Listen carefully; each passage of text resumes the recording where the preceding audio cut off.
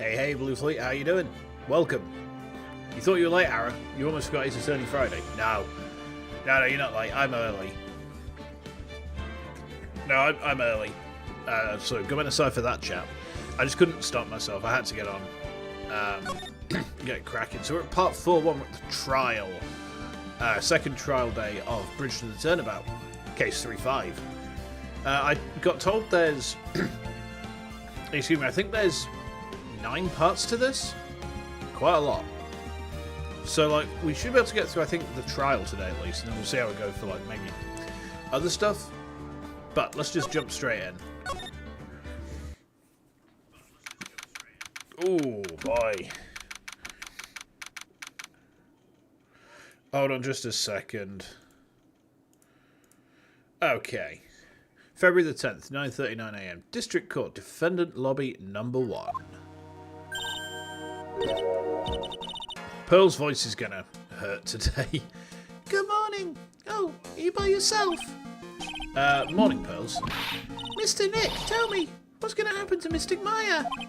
I'm sorry, we don't know yet. The investigation is still going on, so I wasn't allowed into the inner temple.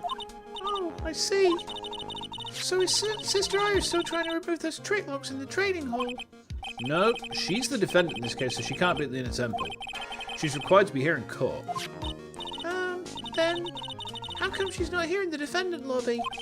I have to admit, it's kind of strange. This has got to be, this has got to be Francisca, hasn't it? If you're looking for Iris in the prosecutor's lobby. No, it's Edgeworth. Edgeworth? What's Iris doing over there? She's going over today's testimony with the prosecutor as we speak. Today's testimony? You heard me. Iris is going to be testifying as a witness for the prosecution. Wait, what? The prosecutor is squeezing her for a confession, or so I heard. Francisca von Karma, what are you up to? I know what you're thinking, but Francisca isn't going to be the prosecutor today. What? Then who is? Who else would it be but Goddo? Goddo? Hey, Hades, how you doing? Francisca is engaged in some important work at the Sacred Cavern. The Sacred Cavern? You don't mean that she's... Exactly. She has been out there all night, trying to remove those trick locks. With the head nun's assistance, naturally. We estimate that the last of the locks should be taken care of in about 3 hours. I hope everything continues to go smoothly and we receive some good news soon. Yeah, thanks, Edgeworth. Prosecutor Goddo intends to nail this case shut today. Be prepared to fight like there's no tomorrow. You don't have to tell me that. Touché. I can already see it in your eyes. You're not the same fevered and frantic maniac you were yesterday. Strange. On the way here, I decided that today would be the end of all of this. Almost immediately after I made that decision, I felt myself getting stronger. Interesting. Maybe you've passed your code on someone else, literally. And with that, I leave the rest in your capable hands, partner. Aww, they had a bro moment. Thanks.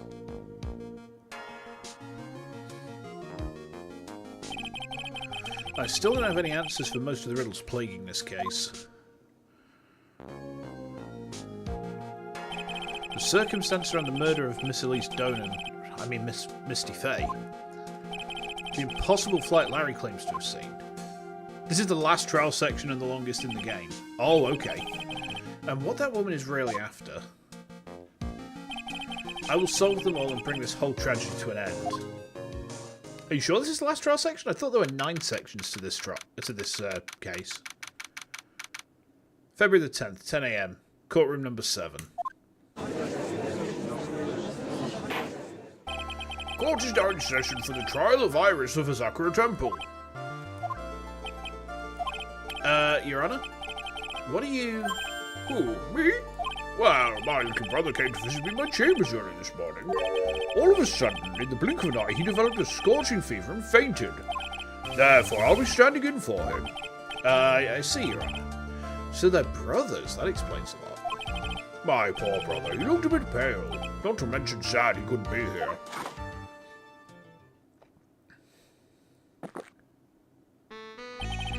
It's impossible to predict what the future has in store for any of us. This is precisely why people feel the need to judge the past. And we of the court have been charged with the solemn duty of passing such judgment. Well said, Mr. Goddo. I understood exactly what you said, at least up until the end, anyway. Now then, Mr. Motto, please proceed with your opening statement. Humans are fragile, fickle beings. Our hearts change with the shifting of the tides.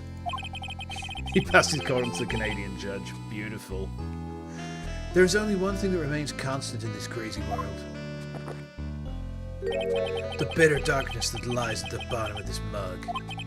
So then you mean, forget it. What do you mean? During yesterday's trial, the accused refused to admit her role in the crime. But today, she's had a change of heart. Sister Iris of Hazakura Temple has a confession to make. Confession? The defendant? Iris. Why didn't she discuss this with me first? Very well. This court will now hear the defendant's confession.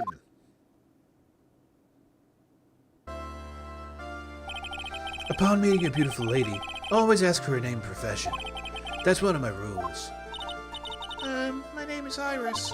I'm but a simple nun undergoing training at Hazakura Temple. Witness, is there something that you want to confess to? Yes, but first I want to apologize to Mr. Wright. I can't continue lying to anyone anymore. It's alright. What is it? Mr. Wright, I have to admit that I did play a part in this terrible incident. Are you actually confessing? Are you saying that you were the one who murdered Miss Elise Donham? No, I'm not, Your Honor. But I dealt with the cover-up after the murder took place. After her spirit left, I took the lifeless shell of Mystic Elise and carried it to the Hazakura Temple courtyard where I desecrated it. What? Order in the court. Order. Witness, are you saying that you were an accomplice to the murder? Yes, that's correct. What? Upon meeting a beautiful person, always ask if they play League of Legends. No, thank you.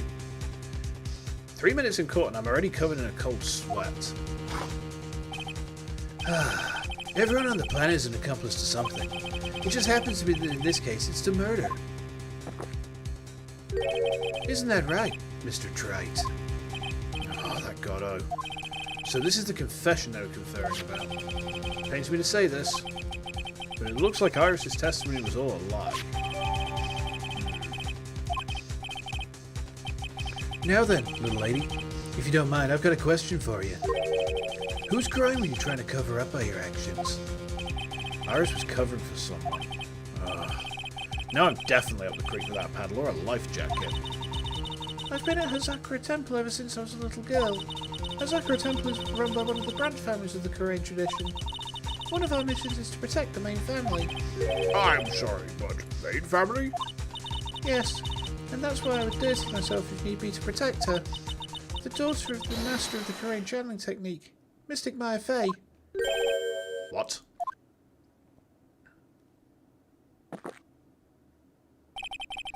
Wake up and smell the coffee, Trite. She's naming Maya?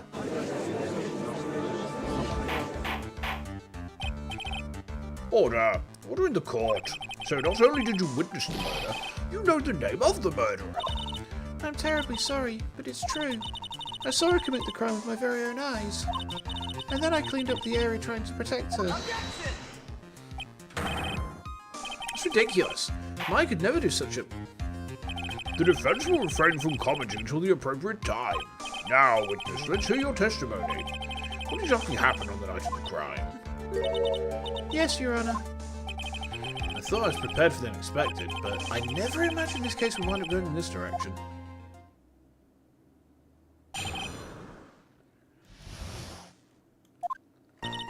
I went to the inner temple that night and I saw it all happen in the garden. I saw Mystic Elise strike Mystic Maya with her staff. While Mystic Maya was still stumbling, Mystic Elise moved in to deliver a fatal strike. Mystic Maya tried desperately to defend herself and stole the weapon. It was only in self-defense. You can't blame her for it. Interesting. So it was in self-defense. Yes, Mystic Elise was the one who attacked first. That's why I tried my best to protect Mystic Maya. You moved the victim's body to the temple so that Maya would be suspected. Isn't that right? Not bad. You've got the instincts of a true criminal. Something's not quite right. I'm sure it was established yesterday that Iris never went to the Inner Temple that night, and that the person who did go was that woman. Iris even admitted it. Now then, Mr. Wright, please proceed with your cross-examination. Okay.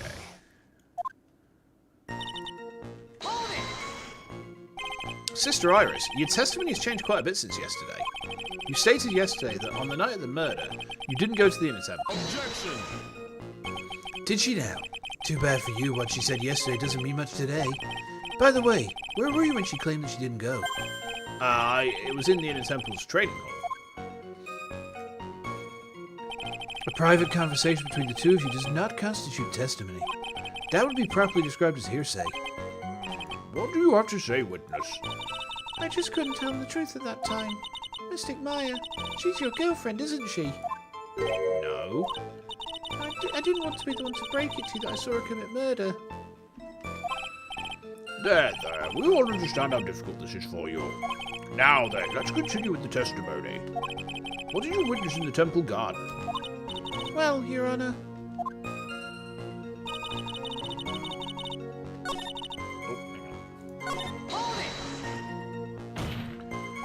You're saying that the victim attacked Miss Faye?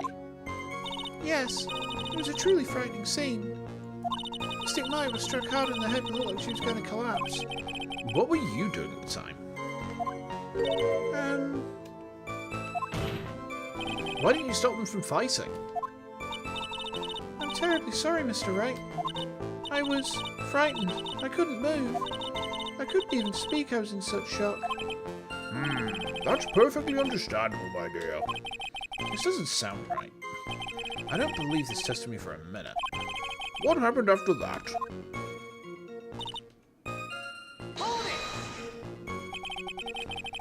She moved in to deliver a fatal strike. Yes, I'm sure of it. She threw down her staff and reached into a rope for a weapon. Wait a minute. What was this weapon?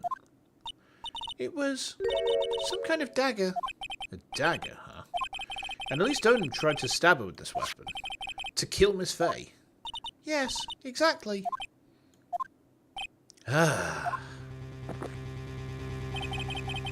You look like I did after I mistakenly took a swig of Worcestershire sauce. Do you have a problem with the testimony we're hearing from your client, lawyer boy? Do I have a problem with Iris' testimony? There is one thing.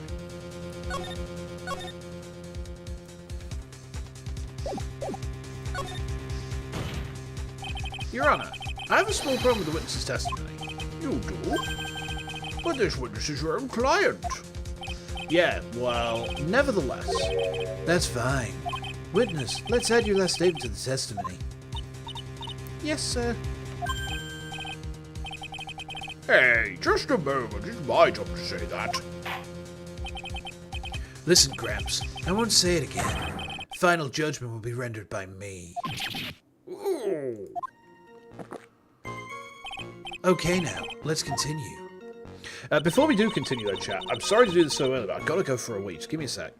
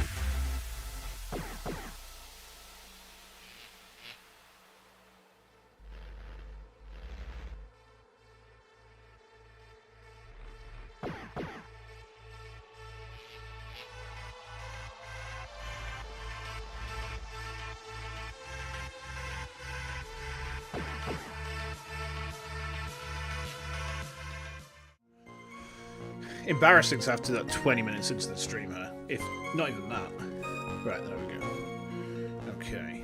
So She threw her staff away and pulled a dagger from inside her robe. did she now? She threw her staff away. Mystic Elise was trying to kill Mystic Maya. I think that's why she wanted a more lethal weapon. It's true. It's not easy to inflict a deadly blow with a staff. Sister Iris, let me make sure I've got this straight. The victim herself chose to throw away her staff. Yes, that's what I saw. Is there anything odd about that, Mr. Wright? Yeah, it's odd, alright. Mystic Elise attacked Mystic Maya with the dagger. I'm sure of this.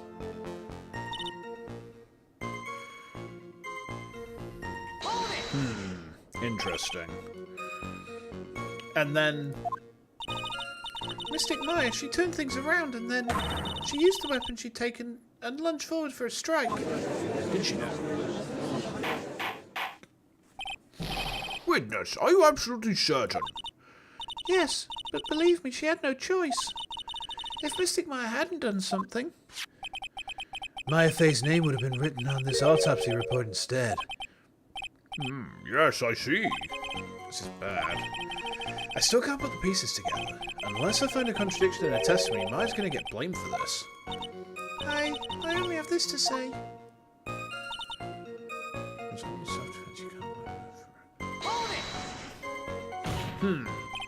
So you're saying Maya Fey was the one who stabbed Miss Elise Donan?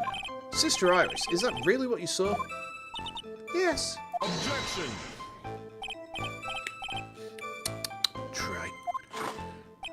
If your mug is filled with black and bitter suspicions, the only way to get rid of them is to drink them down quick. Like this.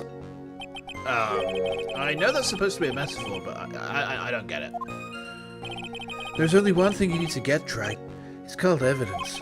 Now hurry up before my next cup gets cold. What does that mean? Is Goddo waiting for me to point out the contradictions? And I'd like to avoid the whole spirit channel thing if I can. Not only would it be inadmissible as evidence, but I think it might actually hurt our standing with the judge. First, I need to pick a testimony apart and expose the unnatural sounding parts. I don't know why Iris would tell a story like this, but there are two things I noticed that just don't add up. Yeah, one of them is the staff, because the staff is a sword. The staff is a sword. Hold on. Has a sword hidden inside. No one knows this except me and Detective Gumshoe.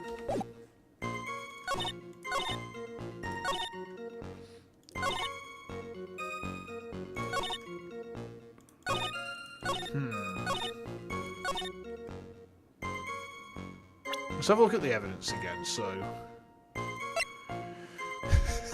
the gravy. I forgot about the gravy. Okay.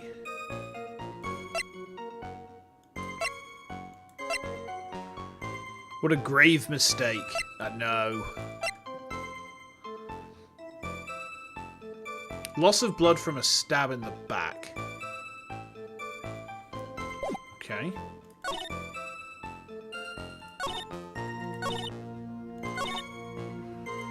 If she's tried desperately to defend herself and stole the weapon, how she stabbed her in the back?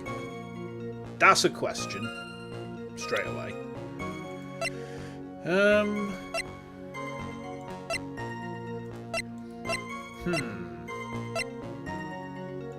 So the autopsy report or the staff. She tried desperately to defend herself, stole the weapon, but why'd she throw the staff away? Like, the staff is a sword. I'm not confident it is this, but I'm going to try the staff. It is the staff. Okay. Sister Iris, there's something strange about your version of events. Huh? Miss Donan throwing a staff away makes no sense at all to me. But all you can do with the staff is hit someone. Naturally, you wouldn't know this, Sister Iris, but the victim's staff had a special feature about it. As you can see, it's a sword. Oh. If Elise Donan really had wanted to kill Maya Fey, she wouldn't have needed to use a separate dagger. Not when she already had a beautiful blade in her hands already. Okay. Well, Sister Iris, what do you have to say? Objection! That was an impressive bit of investigation, Trike. I never would have thought there was a sword hidden in that staff. But even so, how should I put this? A long sword is unwieldy, and thus quite ineffective in close quarters combat. Maybe that's why she chose a dagger over a blade. Well... Anyway, the type of weapon she chose to use isn't what's important. The important thing is that she tried to kill Maya Fey. As long as there's nothing strange about that, there's no problem with her testimony. But there is something strange about this whole testimony.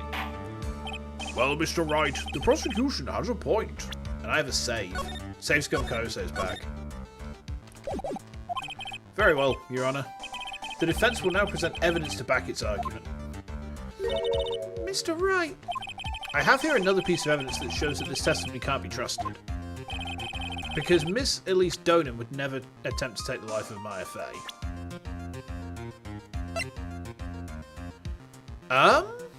Maya's mother? Is it her own profile? Is it her own profile? Maya's mother. It's the only thing I can think of. Let's try it. Elise Donan would never have attacked Maya Fey. How can you be so sure? Because the victim's real name was not Elise Donan. Her real name was Misty Fey. Fey? Oh, no! Not Mystic Misty Fey. Who is this Misty Fey? Is she related to... Misty Fey is the master of the Korean channeling technique. She is also the mother of Maya Fey. Are you serious? Is it really true, Mr. Wright? Was Elise Donan actually the great Mystic Misty? There's no doubt about it. It looks like Iris had no idea. Oops. I can hardly believe it. The idea that she would try to kill her only daughter, one she hadn't seen in 17 years. Perhaps the prosecution can offer some explanation for why she'd do such a thing.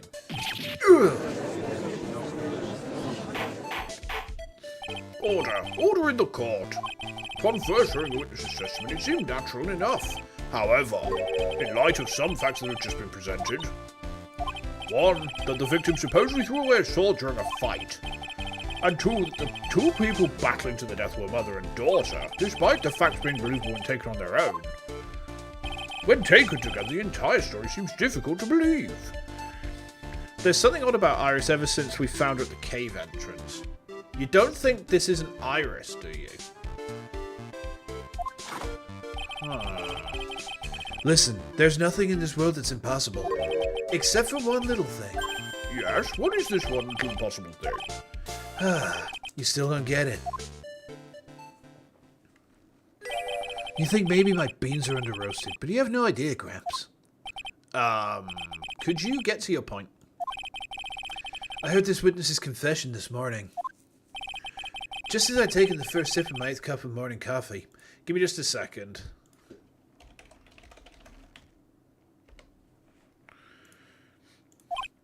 You're going to ruin your health, my friend. Anyway, after hearing this woman's confession, I had a detective who loves to investigate sent to the scene of the crime. And he discovered this little beauty. Is that the dagger the witness testified to seeing? Obviously, Your Honor. But you not notice something else? Now that you mention it, if you look closely, there appears to be blood on it. Where'd you find that? I didn't see that when I investigated the crime scene. Did you investigate the pine tree at the crime scene? The pine tree? This dagger was stuck in the backside of the pine tree. When the last blow was struck, ending the violent battle between the two women, this little baby was thrown in the direction of the back of the pine tree. Which means the blood on this dagger belongs to the victim, correct? Ah, were you even listening, old man? I first heard this confession this morning, just as I'd taken the first sip of my 13th cup of morning coffee. Didn't you say it was your 8th just a few minutes ago? I didn't have enough time to get the blood analyzed on such short notice. In any case, the court will accept this dagger as evidence. Furthermore, I order that a blood test be performed on it immediately. This is my sweetheart. Make sure you treat her right. Bailiff, get this piece of evidence to the crime lab for testing immediately.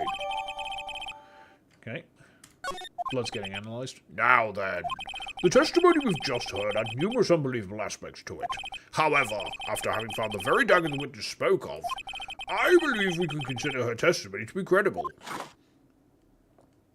Okay. Cute girls never lie. Ever. Sure. In any case, witness, if you could please testify again to this court. About what, Your Honour? About the incident you saw. Gatto drank 1.5 bottles of Panera Death Lemonade before the trial started. What the fuck is Panera Death Lemonade? Is that like an American thing? Yes, Your Honour. I've never heard of that. Mystic Maya stumbled briefly after being hit over the head with the staff, but then she dodged Mystic Elise's next attack and stole her weapon. Suddenly, Mystic Elise was the one on the defensive, with her back to the stone lantern.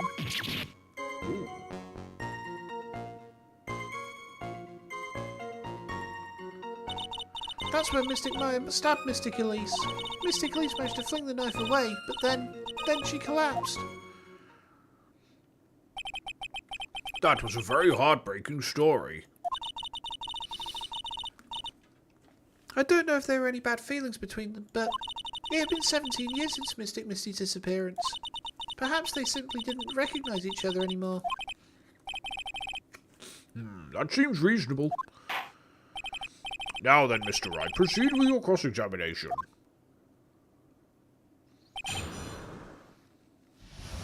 Okay. It's a lemonade that has killed 2 people already. 1 bottle has 13 cans of soda's worth of caffeine. Jesus. That's crazy. That kind of reminds me of when, like, Monster Energy first came over here. Or Relentless. No, it was Relentless that came over here first. And one of my mates actually got addicted to it because of the caffeine content and had to cold turkey himself, like, 2 weeks in his bedroom. Just shaking. The guy was a fucking mess, I tell you. Okay. Iris, where were you standing when you witnessed all of this? What do you mean? Well, if either of them had noticed you, they might not have continued the battle. I wonder if that's true. The 2 of them, they were standing near the garden stone lantern. I was watching the whole thing from behind. It was dark where the 2 of them were, so I think that's why they didn't see me. So it was dark in the garden when the murder took place. Tell me, what did Miss Mayfair do after she was struck? Hold on a minute.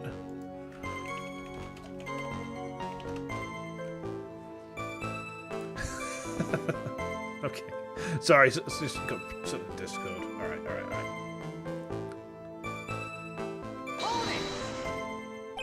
What happened to the victim's staff then? I'm not sure. The area was very dark, so I really couldn't see. I think it got knocked away so much the fight escalated. That makes sense. That would explain the need for the dagger. Mystic Elise raised the dagger to strike, but Mystic Maya dodged it at the last second. The dagger struck the lantern and fell to the ground, and then at some point Mystic Maya picked it up. Nothing sounds especially strange yet. What did the victim do when the weapon was stolen from her?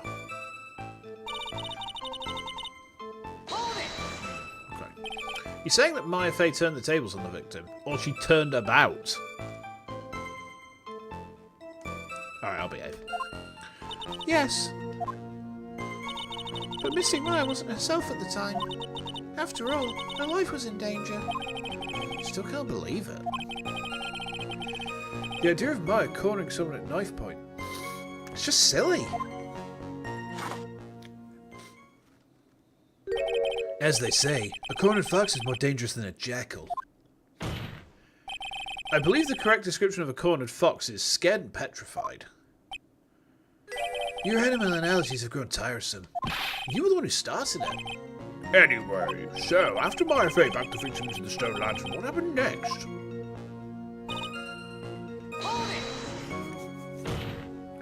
Are you absolutely certain that's what you saw? Yes, I'm almost certain. Almost.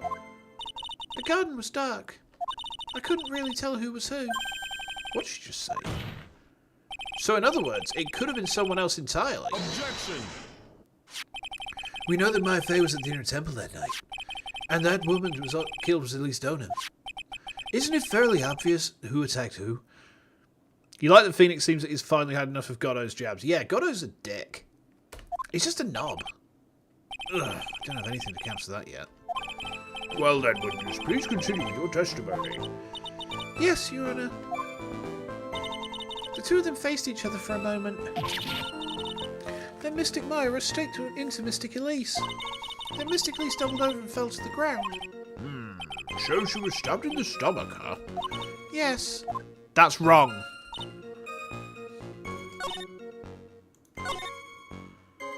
She can't have. She can't have because she was stabbed in the back, the autopsy report says. I'm going to edge the fuck out of these guys. Loss of blood from stab in the back. Something about you just isn't right today, Iris. Huh? Until now, I didn't think you were the type to make such a careless mistake. However, the testimony you just gave contains quite a few contradictions. What do you mean? What's wrong about my testimony? According to you, Maya Fey stabbed the victim while she had her back to the stone lantern, right? Yes, that's right. But in that case, the victim would have been stabbed in the stomach, right? Yes, I think so. But, according to this autopsy report, the cause of death was due to blood loss from a stab wound in her back. Oh. This proves that the victim was stabbed from behind, not from the front. Sister Iris, it appears another seed of doubt sprouted from your testimony. When she does that, like, damage animation, do you think she's farting? What? What is the meaning of this, Mr. Wright? It's simple. People are like books. We've all got a front and a back. You get my drift? Is that all you have to say? I can also say that darkness loves to play with the human mind. Farting hard enough to make her hair fly. Her ass must be powered by a jet engine. Yeah, she toots. She has them holy nun toots. Could you please knock it off with these cheesy proverbs and illogical metaphors already? The point is, too much of this testimony just doesn't make sense. Throwing away useful staff, the people fighting with mother and daughter, and now she falsely claims the victim was stabbed in the stomach. There certainly are some inconsistencies. Well, Iris, how about it? Well, it's just... If you ask me, you're just being too naive about the whole thing. What do you mean?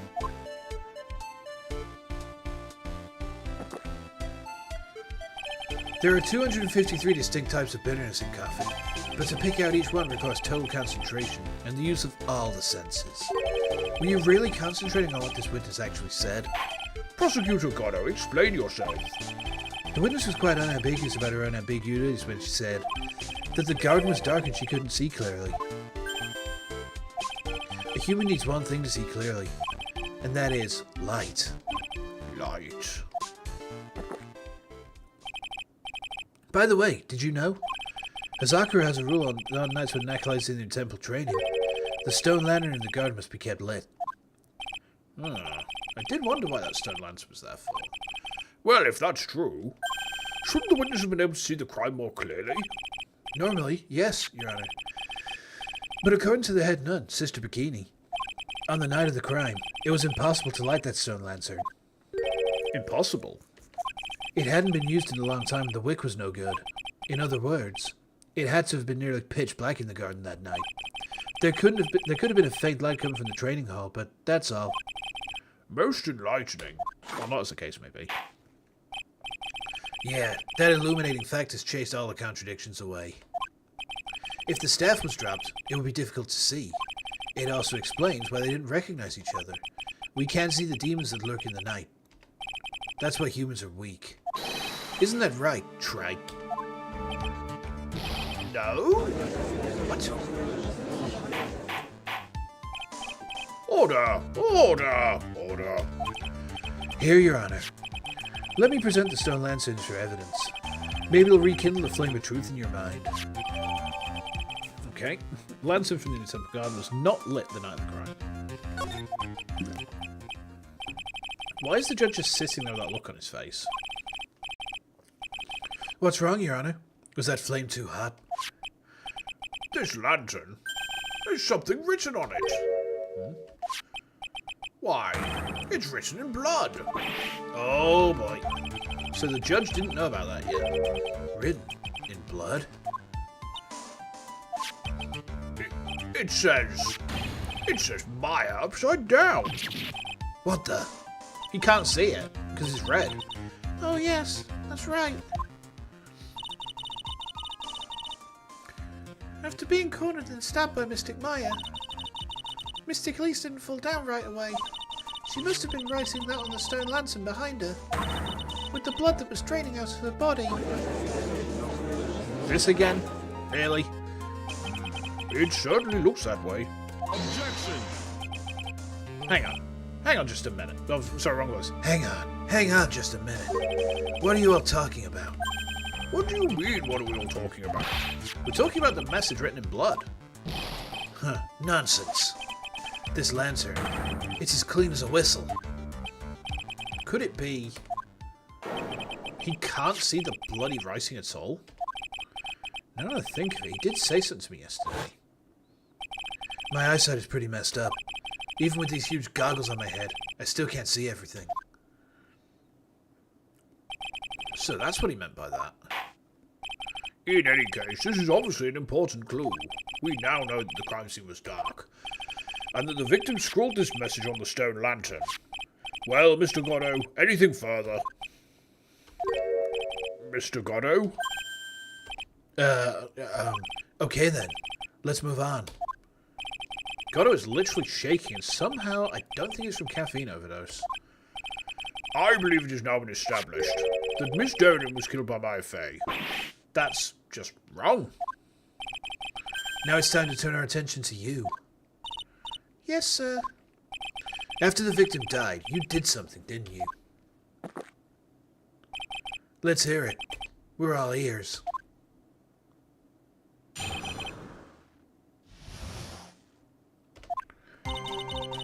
After Mystic Elise died, I called out to Mystic Maya.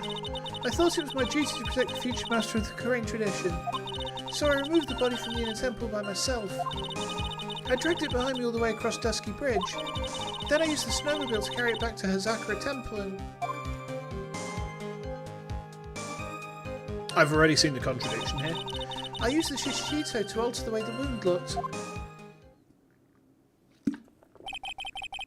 So you moved the body?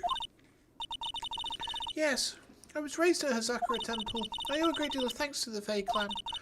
But even so, I never imagined that at least Donan was actually Misty Fey. I've committed a terrible sin. A terrible trick of fate. I believe you're looking for Twist of Fate, Your Honor. I intended to return to the inner temple after taking care of the body, but... You were spotted by the head nun, correct? Yes, and that's why I couldn't go back. Your story makes sense, I suppose. Mr. Wright, go ahead with your cross-examination. Yes, Your Honor. Okay.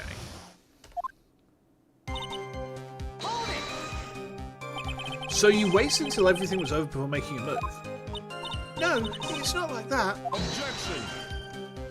She saw someone murdered right in front of her eyes. It's not surprising she was a little timid. Yes, I suppose that's true. Sometimes when I'm watching lawyers argue back and forth with each other, I feel so helpless I just sit quietly and wait for them to reach a conclusion. Isn't your job as the judge to mediate the argument? It wasn't until Mystic Maya saw me that it finally dawned on her what she'd done. So then, you knew? You knew the significance of the name Maya Fey? Yes, of course I did. That's odd. I mean, Sister Bikini didn't recognise Maya's name, let alone her position. She was a very special person indeed. Okay. Why did you do that? Because I didn't want Mystic Maya to be suspected in any way. I thought the best thing would be to remove the body from the crime scene. You moved her body all by yourself. Yes, I did.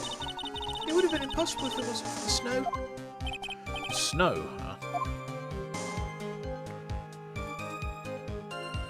So hold on a minute. This looks like the contradiction to me. Let's just have a look. So, time 10 through 11 p.m.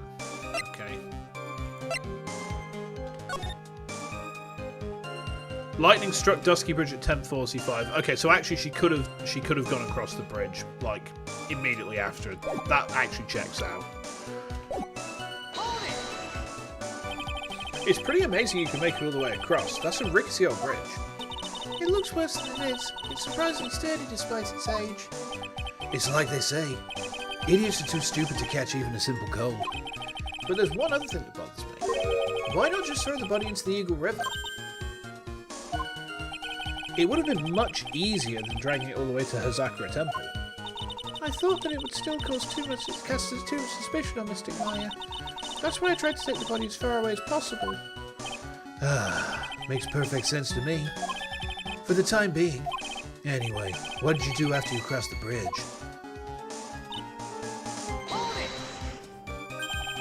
The snowmobile? I knew that would show up sooner or later. You're acting strange, Goro. He is a bit, isn't he? Yes, I had the key.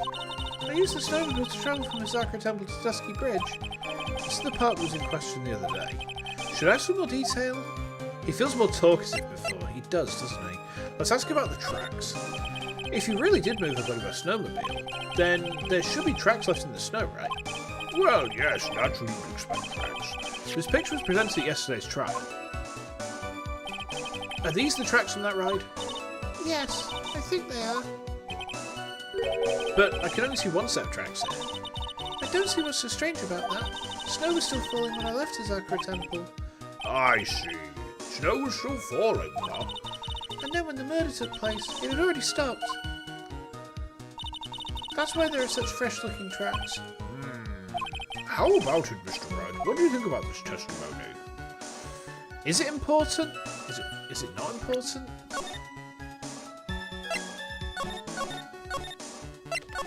Is it important? Think it is? Let's go with it is then. When the murder took place, the snow had already stopped. That doesn't make sense if you stack it up against the other evidence. Your Honour, I'd like the statement Iris just made added to the testimony. But, does it have something to do with the case? All will be made clear if you allow a statement to be added to the record. Ah, this should be fun. You, let's get this snow business cleared up, shall we? Yes, sir. By the time the murder took place, the snow had already stopped. Oh, hang on, the weather report. Snow 7 to 10:50. I'm gonna fucking nail you. I'm gonna absolutely nail the shit out of this nun. I'm gonna staple my objection straight to her massive forehead. What? Are you kidding? I got fucking debated. Alright, let's press it. Okay. There have been a lot of contradictions in your testimony so far. This time, are you sure it's all true? Yes, I am. When the murder happened, the snow had already stopped. According to you, that's why the snowmobile tracks were so clear. That's right. I'm certain of it. I think I've trapped her this time. I see how you think. Snow, huh? What is going on here? If the snow really had stopped by the time of the murder, it'd mean there's a bigger hole in her story than that movie, The Grid Revelations. Matrix reference? Ah, well then, Mr. Trite, perhaps you'd like to share your theory with us. Right, I'm definitely saving that. Maybe I just presented the right evidence at the wrong time.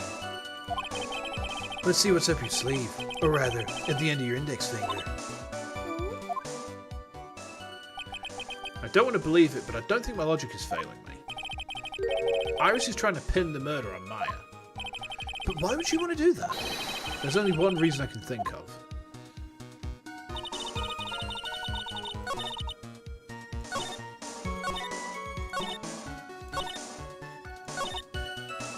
By the time the murder took place, the snow had already stopped. The thing is, the weather report, like she says, by the time the murder's taken place, the snow has already stopped. Right. Now, the weather data, it is the weather report. Did we just have to press that? Did we just present it too early? On the I dragged it statement. Really? That's kind of a weird place for it to go. The game's baiting us in the wrong place. Right, okay. Let's play this here then. It's kind of a weird place for that to go. You claim the snow had already stopped when the murder occurred. But I'm sorry, Irish. That just isn't possible. What? This is the weather data from the night of the murder. According to this, the snow didn't stop until 10:50 PM. But you couldn't have crossed Dusky Bridge at that time. Why do you say that? Because 5 minutes before the snow stopped, Dusky Bridge was struck by lightning and had caught on fire. What did you say? The bridge? It was on fire? You don't mean to say you didn't know about it? It was because of that lightning strike the bridge burned down. It's because statement 4 isn't contradictory until we had statement 6, but the game hasn't had us go backwards like that. Oh, fair enough. Okay. What? It can't be. It looks like you still haven't figured it out. No matter how hard you try to deceive or conceal the truth, you can't pull the wool over the eyes of a real defense attorney. Oh, she did the jet fart again. Order! Order! Order! The bridge was already on fire when the incident took place. That's right, the inner temple was already totally cut off from the outside world. There's no way you could have crossed the bridge, body or no body. Witness, even my patience has limits. Any further lying and I will find you in contempt of court. Do you have anything to say for yourself? Objection! The only person here that is truly contemptible is you. Oh man. Me? How dare you? Whether this witness lied or not doesn't mean squat right now. Squat? The important thing now is to find out the truth. Isn't that right? Yes, of course, but Whether it was snowing or not snowing, or whether the bridge was burning or not, there are two facts that can't be disputed. First, the body of Elise Donan was discovered in a Zakra temple courtyard.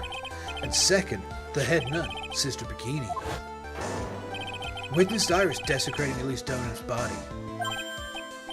He makes a good point on both accounts. The judge has no spine. Yeah, you should just throw Gunnar out for that, really. If I tried that shit with a judge, I'd be thrown the fuck out of court so fast.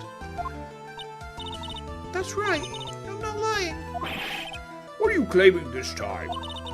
I wasn't myself at all that night, so my memory's still somewhat hazy. Bullshit. You stood all at that witness stand and testified this entire time. Are you telling us now that your memory of that night is hazy? Objection! It is only human to err. If you're so perfect, trite, maybe you can explain this for the court. What is it? When the murder happened, the bridge had already burnt down. But somehow the body traveled across the bridge and was found in the temple courtyard. Perhaps you have some kind of perfect explanation for this little magic trick. Wait, surely not. Well, not exactly, no. I know there must be some other way she got across that burnt-out bridge. Is my catapult theory correct? Hold on. Is my catapult theory the they catapulted a corpse? Oh dear. Oh dear. Okay. But unless I can somehow demonstrate it, we'll never know the truth. Fucking Weekend at Bernie's on this shit, yeah. It looks like the defense is not prepared to offer a suitable explanation. You see what I mean? In other words, you're in no position to suggest that this lady's testimony isn't the truth. All right then. Witness, let's hear your testimony once more. About what, Your Honour? You've admitted that you moved the victim's body. Nevertheless, your prior testimony contained a rather large inconsistency. Please add more explanations for that to your testimony. Yes, Your Honour. Will this be a final testimony? Goddo said nothing. That concerns me. Other than walking over the bridge, there's no way to move the body, so I must have just gotten confused, I guess. Was the snow still falling right when it stopped? Does it really matter that much? Or are you saying there's a way to cross a burning bridge? It's Larry's fucking statement, isn't it? It's Larry's statement. Oh no. So it was just a misunderstanding, I see. This is a photo of Dusky Bridge after it burned down from the lightning blast. It was taken on the morning after the incident. Oh wow, that thing is fucked. It certainly was burnt to a crisp, and one of the suspension wires even snapped. It's amazing the whole bridge didn't fall.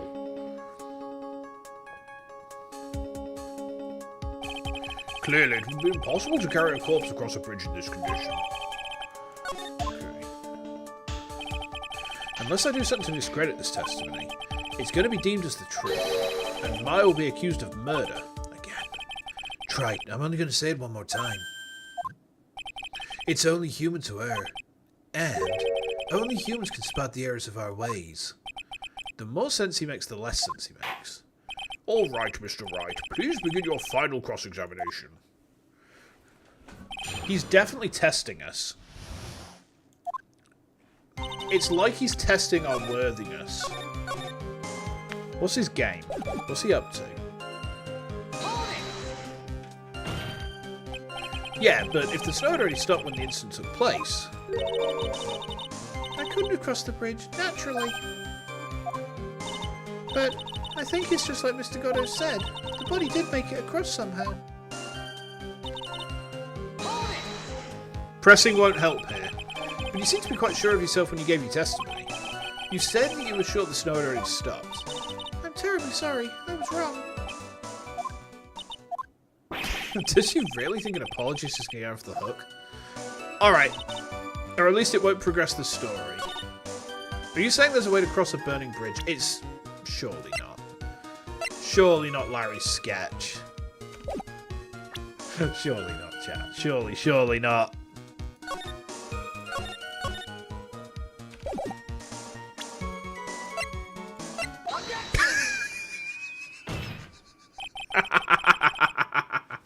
A dead body flying over a burning bridge.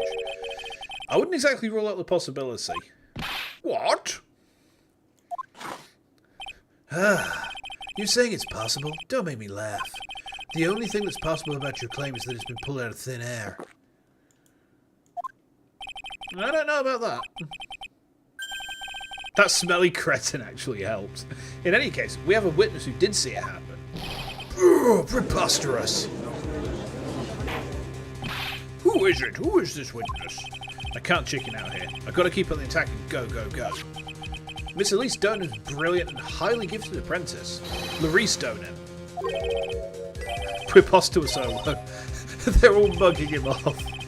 Remember what he said in his testimony? That night he was at the Mountain Shack, Heavenly Hall. And that's when he witnessed the event. I think you've all seen this sketch before. It's an exact drawing of what he witnessed that night. Are you serious? Today's not April Fool's Day, is it? Mr. Wright, are you seriously claiming the victim flew through the air? And you're using this pathetic scribble to support your argument? The judge looks like he's about to blow a gasket. Well, Trike, there's nowhere for you to hide now. Other than looking like it was drawn by a 6-year-old, does this sketch prove anything? Yes, I'm pretty sure it does, and I'm going to prove it. Listen, I know your tricks. You're trying to turn this whole thing upside down. If you're so eager to turn this case upside down, why not start with this sketch? Upside down? Why did Goddo say that? All right then, let's hear the defense's theory. What exactly is this sketch trying to show? What is it trying to do? I don't think old Whiskerface is going to forgive any more mistakes. Uh-oh. Alright, Phoenix, look carefully and think it over. The sketch drawn by Larice Donim is... evidence of nothing? No. A complete contradiction? The thing is, we established that Larry doesn't bullshit. Like, he's too stupid to bullshit. Is it exactly what happened?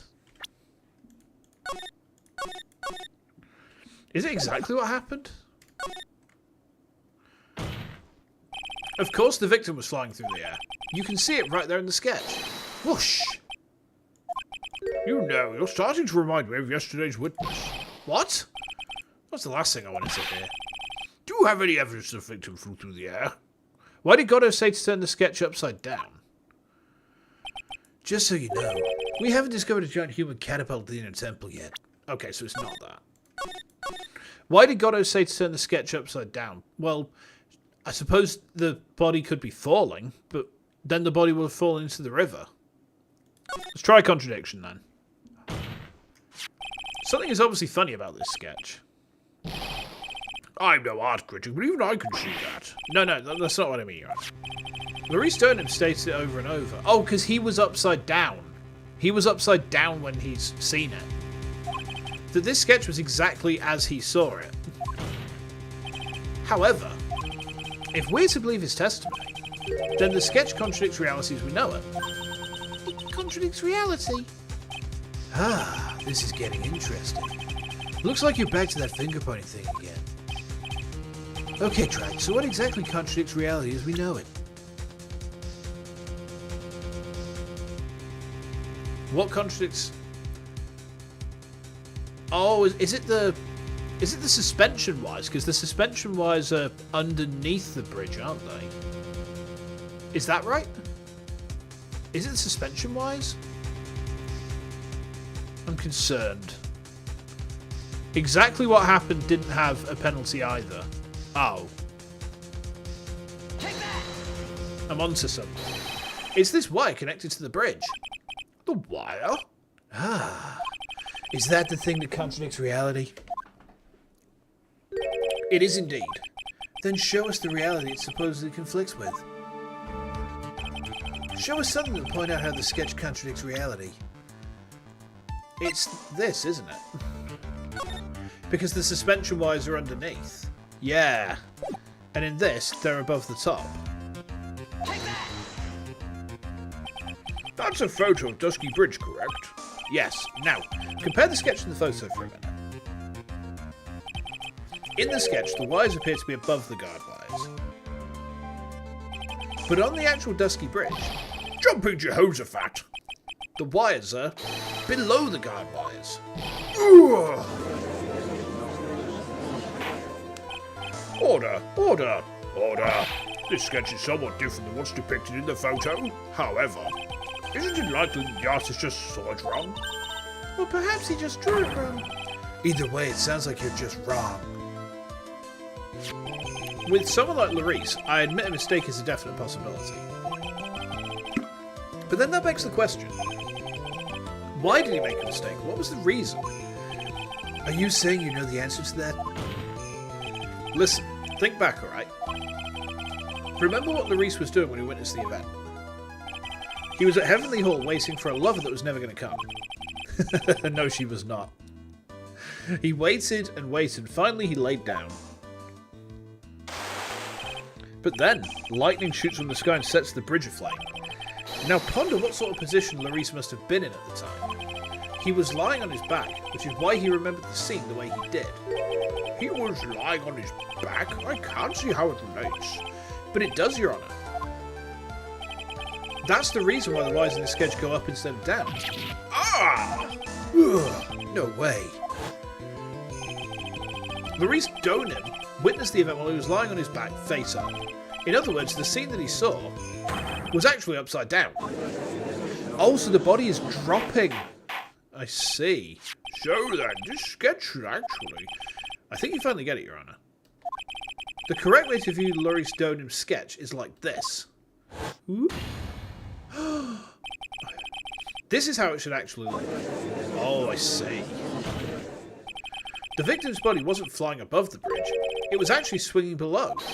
That's right, just like a pendulum. Ridiculous! Order! Order! Objection! Of all the things to say, a pendulum? The bridge was burning to a crisp, there was no way to get across it. But if the body had been found at the inner temple, it would have caused problems. He can't keep his damn coffee. No, he can't, can he? This is when the criminal decided to take a gamble. They used the burning bridge to get the body across to the other side, and a pendulum was the only way to get it done. Let's think about this for a minute, shall we? Dusky Bridge is about 20 yards long, which means it's about that far from the inner temple to the opposite cliff. Yeah, that sounds right. In order to cover that distance with a pendulum, you'd need a rope at least 10 yards long. To get a rope that long, you'd have to plan ahead. The lightning strike that night can only have been an accident, so it doesn't make sense the culprit would have prepared the rope beforehand. So then, they didn't have to get the rope ready. The rope was already right in front of them. What? I'm saving there. Save the Scoob. I'm saying that it was just a matter of using what was already there. In that case, Mr. Wright, please give us an explanation to support your theory. What makes you think the criminal had rope on hand to create a pendulum? It's the photo again, isn't it? It's that. Whoop, whoop. Surely it's this. Well, let's go over the evidence again just to make sure that we're sure.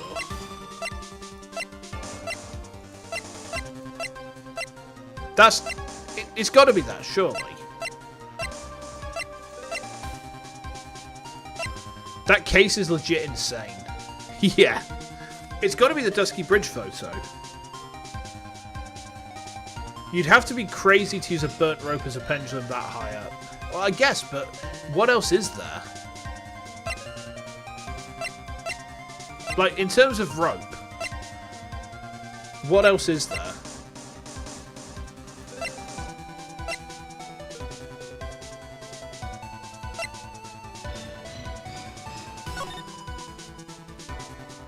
Say Scum Co, say has our backs. Yeah, let's just play it.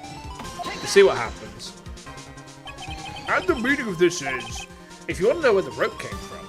Oh, I'm right, it's just saying the culprit's crazy. Right, okay, I got you. It's hanging right there in front of your glorious beard. Ah! This is one of the wires from the bridge. When the lightning struck the bridge and set it on fire, one of the suspension wires came loose from its anchor. The criminal didn't have any time to waste, so they tied the wire around Elise Stone's body.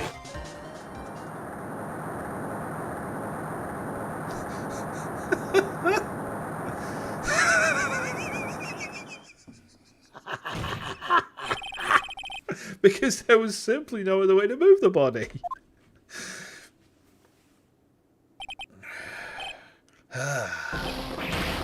Oh, he's chugging. Mr. Gatto. It seems that Mr. Gatto is more focused on his coffee than answering my question. It seems that the odds of a rope being readily available were very high, so I suppose that it's not an impossibility after all. Objection! Possible or impossible? That's not the question we need to ask. There's only one question. Did that really happen? Try. I wonder if you can prove what happened to us. Do you have any actual evidence that the body was swung over like a pendulum? Oh, okay. It's close enough that it counts, but how the fuck do I guess the wildest things correctly in cases like this? Excuse me. The only thing that I had was... The only thing that I had to go on was... I remember the judge said one of the suspension wires came loose, but wasn't the body dropped? Is it the autopsy report, are you thinking? Body fell 10 foot after death. Oh, because all the bruising, isn't it? I guess the plot of the whole trilogy back in 1-1, so nothing's above me. Did I? Oh, okay. I'll take it. We'll try the autopsy report. Before I present my evidence, let me review what we know so far. According to this photo, one of the wires snapped. Looking at the map, we can see it's the one that was in front of the inner temple. So then, that was the spot where the criminal... Yeah, precisely. Now let us consider the body's movement by looking at the overhead map again. If the body was pushed from this point here... whee, it would drop on the opposite bank at approximately this point. Did you say drop? Well, they must have failed to catch the body on the other bank. What makes you think something like that happened? Because I have evidence that suggests the body dropped some distance. What kind of evidence? Take a look at this autopsy report. It says here that the body fell about 10 feet after her death. 10 feet, huh? That's most likely the height difference between the two sides. The body overswung due to forward momentum, but they came loose and fell about 10 feet. And then, as a result of the landing impact, this crystal sphere was not loose. Yeah, this bloodstained amethyst crystal. It's the one that came off of Miss Elise Durham's staff. And even more important is the place where this crystal sphere was found. Indeed, I believe it's already marked on this overhead map. But let's just save there just in case. Out there. This was... Precisely, Your Honour. In the very spot where the pendulum would arrive if given the right amount of speed. This explains your theory quite well, Mr. Wright. You provided us with the way the body could have been moved that night. An impressive deduction, Mr. Wright. Most impressive. Mr. Wright? I thought this cold coffee might help cool you down. What is the meaning of this, Mr. Godot?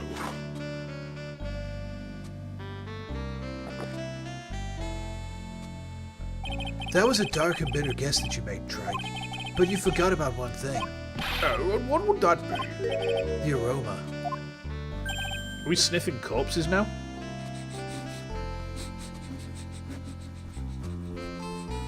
Okay. Huh? A coffee's most reliable accomplice is its deep and profound aroma.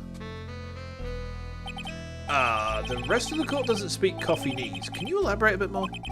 If the criminal had sent the body to the other side like you say, then naturally there must have been an accomplice lying in wait to catch it.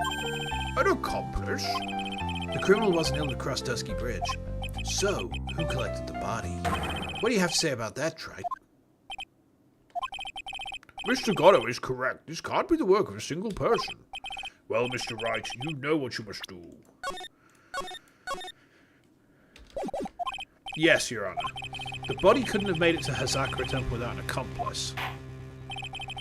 Very well then, if you please, Mr. Wright. You have to go. You got roped into going ice skating. Ooh, have fun with that. Cheers for swinging by, Ara. Enjoy ice skating as well. Have fun. And be safe as well, alright?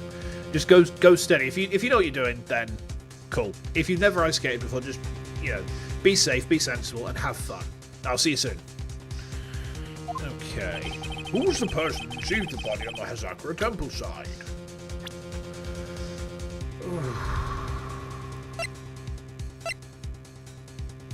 Francisca. Yeah. The testimony the day before was that Iris was in her room all night. And she's now saying she's over on the other side. So there's one of two possibilities, right? Either it's Iris or it's Dahlia. Now hear me out, chat. Dahlia might be dead, right? Dahlia might be dead. But this is a fucking spirit medium dojo. If someone's just channeled her, you've got two identical looking people who are there to do nefarious bullshit, right? So it's one of these two. Now, which one is the question? Which of the two is it? If someone's just... we'll try Iris first. If someone's channeled Dahlia, Dahlia could have been the one who's actually done the murder and then launched the body over to Iris, because then they have alibis, right? They've created alibis. If it's not one, it's the other. Okay. I'm going to play Iris. Take that! It can only be you, Sister Iris. Huh? But I don't see why you're so surprised. The only way to transport the body from Dusky Bridge is by snowmobile. But with her bad back, Sister Bikini could never pick up a body like that. You're the only one that could have managed it. Objection! Trike, were you even listening to the witness's testimony? On the night of the crime, this little cutie pie was on cleanup duty in the inner temple garden after the mother-daughter bloodbath. I haven't forgotten. But have you, Mr. Gono? This witness was also seen at Hazakura Temple, desecrating the corpse of the victim. Strange indeed. It's almost as if, on that night, the defendant was in two different places at the same time. Sister Iris, let me ask you something. Why didn't you mention it when you first gave your testimony? Mention what? The pendulum, of course. Using the sketch drawn by an eyewitness, I have established how the body was moved using the burnout bridge, which means it's now a fact that this occurred, something you should have already known. No, I had no idea. I didn't know anything about a pendulum. But the body couldn't have been passed along to the other side without your help, so you should have known about it. In fact, it would be impossible for you to be clueless about this whole thing, unless you're not really Iris to begin with. Is this Dahlia? Oh, fuck. What? How can you say that, Mr. Wright? What kind of nonsense is this? You're saying this witness isn't Iris of Hazakura Temple? Objection! Are you serious, Trike? You mean this woman is? There's no one besides Iris that could have received the corpse that night. We save, we save, we save. Now I get it. Now I know why I've been sick to my stomach this whole trial. Why her whole demeanour changed so suddenly from yesterday. And why she's trying to pin this murder on Maya. Oh, it's that motherfucker. This motherfucker. The woman who's standing there at the witness stand. Her real name is... Take that! I never thought I'd have to utter your name again, let alone see you. It's been a long time, Dahlia Hawthorne. Hawthorne? Sister Iris had a twin sister, and you're looking at her, Miss Dahlia Hawthorne. That name rings some bells. Distant bells, but bells nonetheless. Ah, it's just your imagination, Gramps. This file contains all the relevant data about Dahlia Hawthorne. Did I miss her? Kind of. Kind of cute. Kind of evil, but kind of cute. But also cute, but also evil, but also cute. Oh yes, I remember now. That case 5 years ago. My name is Dahlia Hawthorne. I just want to say, it's an honour for me to be here in your noble presence. The honour is all mine. No, the honour is all mine. But, according to this, Dahlia Hawthorne is already dead. It says her execution was carried out last month.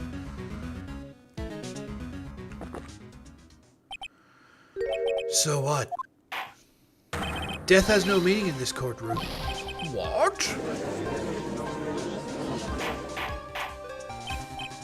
Did Goddo just breach open...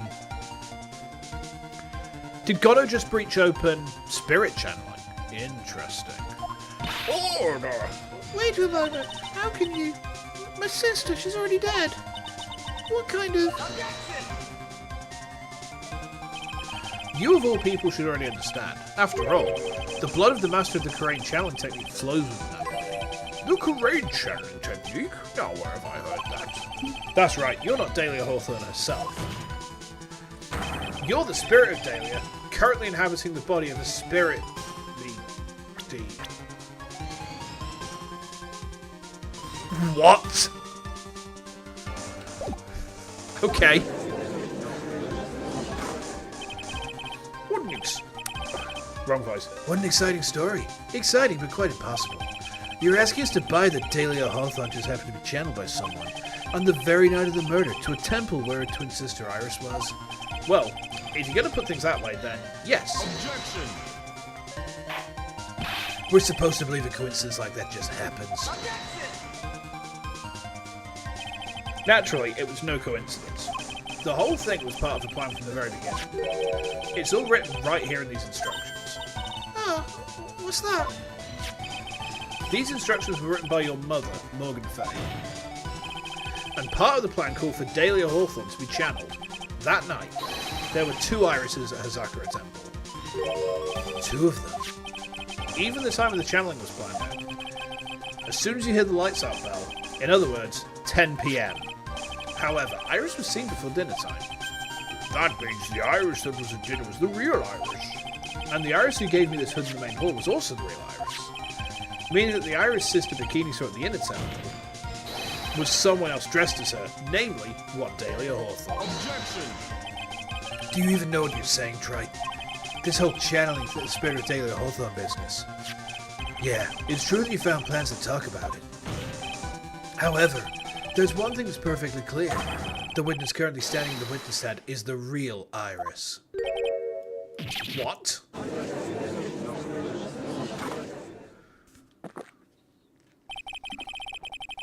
Calm down and remember what you know about the night of the crime. After meeting Sister Bikini, the Dahlia Hawthorne had been channeled.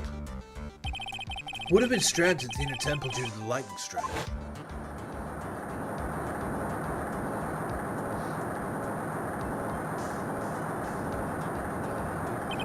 It was later that the body was moved by the pendulum. That's right. Naturally, that would mean that the Iris that received the body was the real Iris. Are you with me so far? Yes. After being notified of what happened, the police came to Hazakura Temple's main hall. There, they found Iris in her room and arrested her. And ever since, she's been under police supervision at the detention center.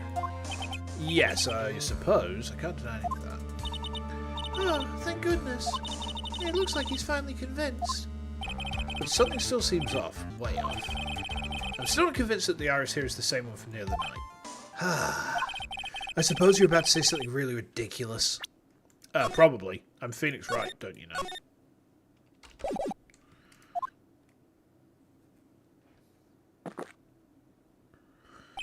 Like, the real Iris and the spirit of Dahlia somehow switched places. Switch places? Didn't they have Iris leave for the trick locks? They did, didn't they? To be perfectly honest, there are still quite a few things I don't understand, but I do know that unless we confirm the witness's identity, we can't continue with this trial. Iris doesn't have the spiritual power needed to channel Dahlia, which means they must have switched places somewhere. Well, Mr. Wright, since the time she was arrested at Hazakura Temple, have there been any chances for Iris to switch places with Dahlia Hawthorne? There was one.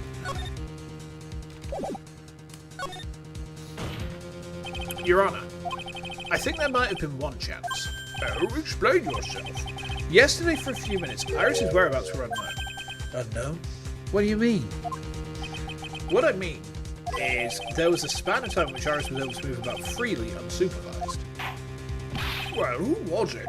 Who would give a murder suspect time to move about freely like that? I'm sorry. I know you didn't mean to. It wasn't your fault. The person who gave Iris the chance to move about freely was...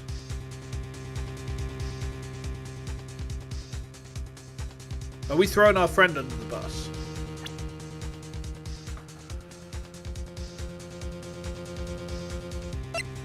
I think it was. It was either Edgeworth or Gumshoe. Because it was there was an earthquake, was there not? There was an earthquake, wasn't there? And he shat bed. Because there was the earthquake and then Iris fled to check on the inner temple, allegedly. Right, I tell you what, chat, give me just a second. I'm busting for a piss again. I will be right back, alright? Just give me a sec. Give me a sec.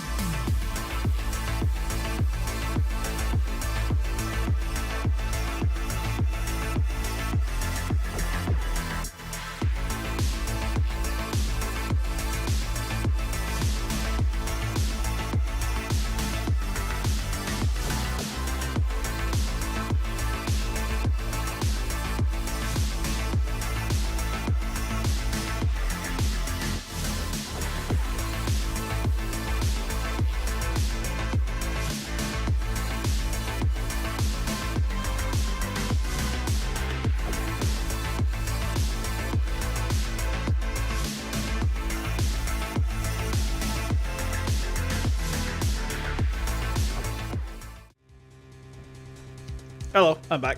You gotta go, Hades. No worries. Thanks for hanging out with me tonight. Maybe I'll see you a bit later. If not, hopefully I'll see you tomorrow for Skies. But either way, thanks for hanging, and enjoy the rest of your day if I don't see you before. So, Edgeworth, I'm sorry, man. This is Mr. Edgeworth, isn't it? Your Honour, there was a fairly large earthquake yesterday, was there not? An earthquake?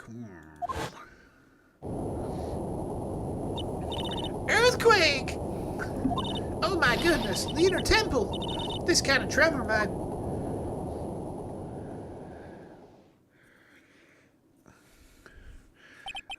How could I have...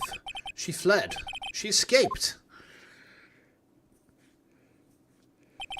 We went to the inner temple right away. And it's true, Iris was already there. However, they had already switched places by that point in time. When I took the training call, I was met by none other than Dahlia Hawthorne. Uh-oh.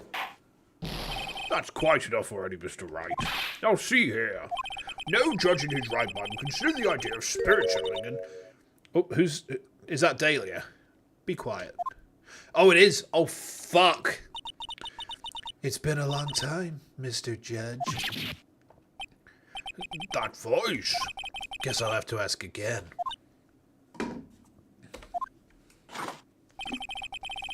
Upon meeting a beautiful lady, always ask her name and profession. That's one of my rules. Dahlia Hawthorne, and my current profession, permanently retired. So you're not going to bother hiding your identity anymore, huh? Why should I? After all, I'm dead. There's really nothing you can do to punish me. What is going on here? Dahlia Hawthorne. I never thought we'd meet again, and I never thought we'd meet like this. But this time, I'll end it. For her and for myself. Oh boy.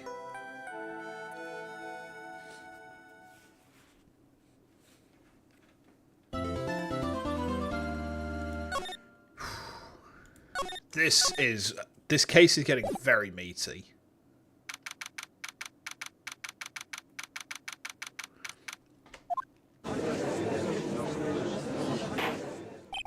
Now then, let's continue where we left off, shall we? Well, witness. Yes? How can I help you, Mr. Judge? Well, it seems that if we're to learn the truth, we'll need to hear your testimony. I have no problem with that. But when you've seen what I have, sometimes the truth is better left unknown. In any case, let's hear your testimony. Tell us about the plan that was carried out that night. Okay. Oh, that music. The whole plan began with my death. A stupid plan hatched by Morgan Fay to install her own daughter as the next master. But for it to work, Maya Fay would first have to die. The idea was for me to kill Maya and then have the blame pinned on Iris. The plan went wrong, but it seems to have succeeded anyway. The way she fucking smiled when she said that, you creepy ass motherfucker. Oh, that means you really are. Wait a minute. Did you just say the plan was to kill Maya Fay? Yes. You have a problem with that? Don't give us that nonsense. Watch yourself, trite. If you've got a problem, solve it during cross-examination. That's one of my rules. Mr. Gatto is correct, and by the way, one of my rules as well. Hold on a minute. To kill Maya? Could it be true? Okay. This should be interesting.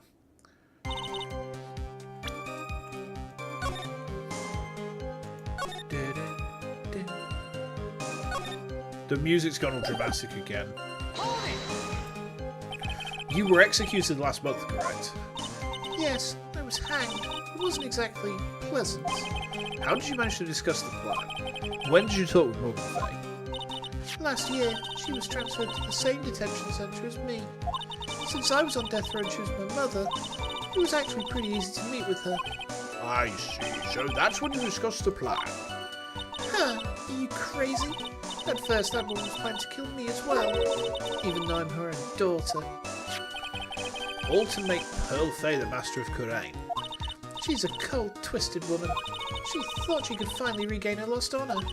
The honour she lost when her younger sister Misty took her place as the master. Ever since that day, she's been working on this plan. A plan, huh? Hold it! You're talking about Pearl Fey, is that correct? Yes, though at first she had high hopes for the two of us. You and your twin sister, Iris? That's correct. Fortunately, neither has had much spiritual power. That's why we were abandoned by her, along with our father. Abandoned? The only person I ever really cared about in life was myself. My sister was a nuisance, so I convinced my father to leave her in an old temple. You mean Iris? Yes, my father remarried a woman who also had a daughter. The less children you have, the more money there is to go around, right? And on top of that, my father had absolutely no interest in children in general. How horrible. The really horrible one was that woman. That bitter, vengeful woman. It was her stubbornness that gave birth to that child, Pearl Fey. She was born with an abundance of spiritual power, unfortunately for her. Morgan Fey heaped all of her broken hopes and dreams onto that poor child's back. Poor Pearl. All because of her pathetic dreams of having her bloodline become the main family. But for it to work... Oh, we've already done that, haven't we? Hold it! First have to die. Maya would have to die, but why? For our bloodline to succeed as the main family, thus making Pearl the new master, the remaining descendants of the current master had to be taken care of. Objection! But Pearls would never agree to a plan like that. She adores Maya. How sad. You still don't get it, do you? What Pearl wants had nothing to do with it. Morgan didn't care one bit about Pearl. The only thing she cared about was the position of the master. That's all. Oh, that's ridiculous. She was willing to sacrifice anything and anyone to achieve her goal. The life of her daughter, and naturally the life of Maya Fey as well. How could anyone do that? Hold it! You were going to kill Maya. Pearl didn't need to know anything about it. All she had to do was follow the instructions in the letter and channel me. Then I would have simply used her body and finished the job. In any case, I'm already dead, and there's nothing any of you can do to me. So the plan was to blame the crime on your younger twin, on Sister Iris in the Zakura Temple. She and I look absolutely identical. No one can tell us apart. If someone was to witness me killing Maya, naturally they would think it was Iris that had done it. And the witness in this case was the head nun, Sister Bikini. I never would have guessed she was going to return to her Zakura temple that night, but she wound up seeing Iris' crime anyway. But why did you want to pin the murder on Iris in the first place? She's your twin sister, isn't she? Twin sister? Don't make me laugh. She's nothing but a backstabber. I couldn't care less about her. Oh, just 1 second. There we go. Backstabber. You just don't understand. You never will. Anyway, Hold it! You think the plan was a success? you heard me. Just as that woman had hoped. Maya Fey is dead. Now the title of Master will pass on to Pearl Fey. Objection! That's absurd. Maya's just... She's just trapped. Trapped inside the sacred cavern. No, Maya's right in front of us. Because I think that the person we're interrogating on the witness stand is Maya, but she's channeling... she's channeling Dahlia, right? Really? You're as foolishly optimistic as ever, aren't you? My darling Feeny. Do you want to know the truth? Ever since we met, I've despised you. Your snivelling naivety and your pathetic faith in other people. Just want to know one thing. What did you personally think of Morgan Faye's plan? I told you already, didn't I? It was a stupid plan. It had no point, no value other than fulfilling her own greedy desires. Yes, it was certainly nothing to be proud of. If that's how you feel, why did you help her carry it out? Why would you do it? Why would you kill Maya? You may not understand it being the kind and gentle soul that you are. You may not be able to appreciate why someone like me would help a woman like that. So tell me, why? Isn't it obvious? I'm not like that woman. I only act in my own self-interest. The reason I helped her was for myself, for my own personal satisfaction. What did you say? So this woman, Dahlia Hawthorne, she had her own reason for wanting Maya dead. Do you understand why I would kill Maya Fey now, and what my goal was? Obviously, it's because you were helping Morgan Fay. Helping? Don't make me laugh. From the day I was born to the day I died, I never helped anyone. I lived for myself, and in the end, I died for myself. I thought that was obvious. So she wasn't actually cooperating. She was just using Morgan in her plan so she could accomplish her own goal. All I wanted to do was kill Maya Fey. That was the only way I could think of to get revenge. Revenge? It looks like I have no choice to present that piece of evidence. I can't believe it. She meant to kill Maya. That piece of evidence. Interesting choice of words. I've got to keep a cool head, and I need to get more information out of her. It's the only way to understand this plan and what she was after as well.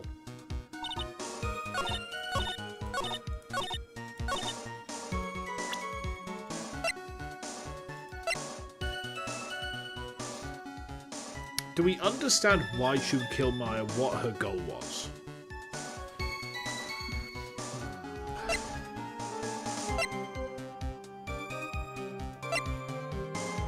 The Master's Talisman?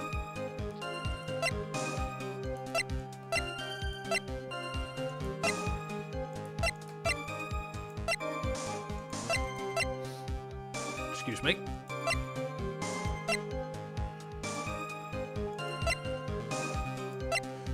Think.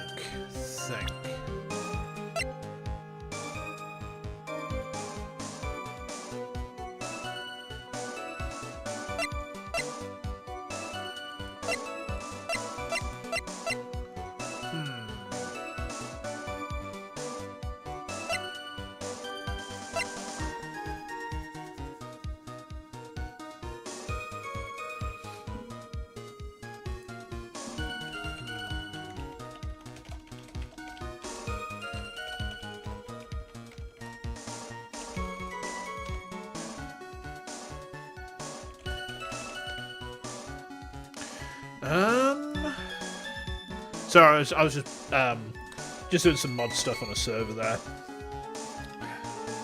Do I understand why I would kill Maya Fey now? What my goal was? I'm going to try the talisman. I think what she's doing is she wants revenge against Mia for what happened at that trial 5 years ago with Terry.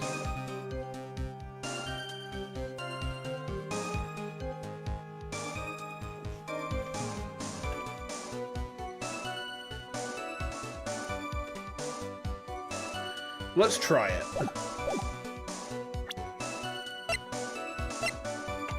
It's not the talisman.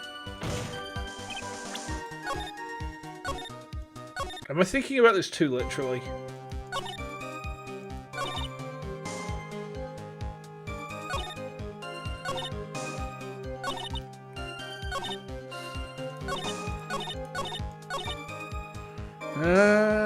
Do I understand why I would kill Maya Fey? What my goal was? The only other thing?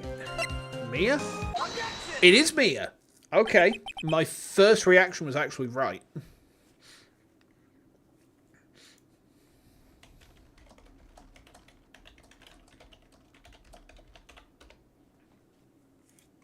Could it be that your actual goal had nothing to do with Maya Fey herself? As I said, none of you have the power to punish me anymore, because I'm already dead. Well, I had the same problem, you see. You can't punish the dead, and you can't take revenge against them either. You wanted to take revenge on someone? I was sentenced to die because of that woman. Mia Fey. I somehow knew this was it.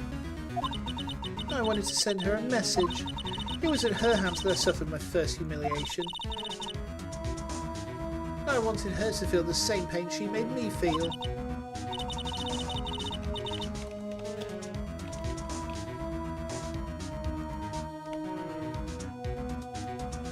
Sadly, when I realised revenge was impossible, I gave up.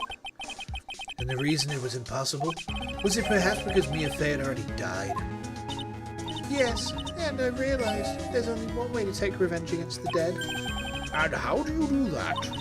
Even when the body dies, the spirit, the ego, it lives on. Forever. I wanted to take away the person that Mia Fey loved most. I wanted to kill her with my own hands. That would be the one and only way I could take my revenge against Mia Fey. That was the reason I helped out that woman's plans.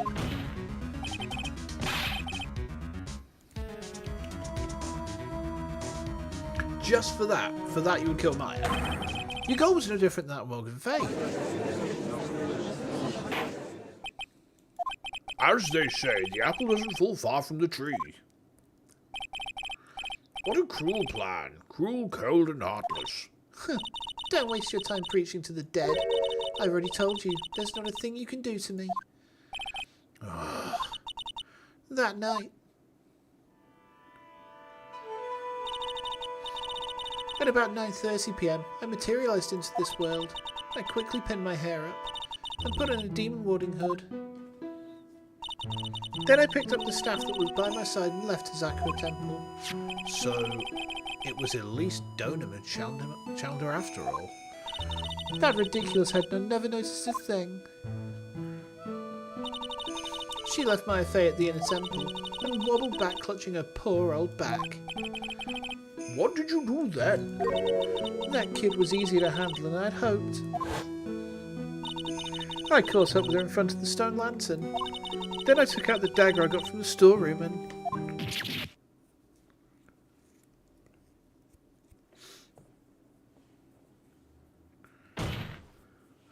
So then you're saying that you stabbed Maya? It's strange, but I don't have a clear memory of what happened after that. What does that mean? No clear memory? I don't know. I think I was stabbed. You were stabbed? At the last minute. Maya Fey must have stabbed me, I'm sure of it. That's not like her at all. Maya wouldn't stab a french fry with a plastic fork. Anyway, I suddenly lost consciousness. But before I did, I scrawled her name on the lantern. Just as I was passing out, I wrote Maya behind my back. I had hoped it would cast suspicion on her. I can't believe she was thinking of that until the bitter end. That's where my memory temporarily stops. It stops? I don't have any memory of actually killing Maya Fey with my own two hands. My very last memory was Maya's terror-filled eyes. When I woke up after that, I was in the sacred cavern surrounded by darkness. You were in the sacred cavern? The entrance was sealed with one of those trick locks. Somehow I'd been trapped in there. But how'd you wind up in there? I'd like to know that myself. Anyway, I was worried. I didn't know whether or not Maya Fey was dead, and I swore I wouldn't return to the underworld until I'd killed her myself. For a ghost, you're one tough cookie. I wanted to get out of there and make sure she was dead, but I couldn't do it. I couldn't get out. The trick lock stopped you, huh? I didn't know how to remove it. So then you're saying you were actually confined against your will inside the sacred cavern? Yes, I wanted to get rid of that annoying lock as soon as possible. But it wasn't easy. I kept getting interrupted while I was working on it. Interrupted? It was early in the morning, but someone came into the training hall. What? Who? Could it have been Maya? I thought the same thing, but I couldn't see. Why not? If someone had spotted me, I would have lost my chance to take revenge. So I made sure to hide myself well at the back of the sacred cavern. That morning, only 2 people could have gone into the training hall. Maya and Pearls. Pearls went there to cover the hanging scroll in gravy. Still, I finally managed to remove the lock. But I was too late. What do you mean by that? The flies had already started to gather. The bridge had been fixed and the police had started their investigation, correct? Naturally, I couldn't go out. So instead, I returned to the cavern and put the lock back on myself. I realised I wouldn't get a chance to see Maya's corpse as I'd hoped. But just then, Lady Luck showed up. Lady Luck? After that big earthquake, she showed up all by herself. The real Iris. She said she'd come to make sure the sacred cavern was alright. Stupid girl. I came out from the sacred cavern and got a feel for the situation.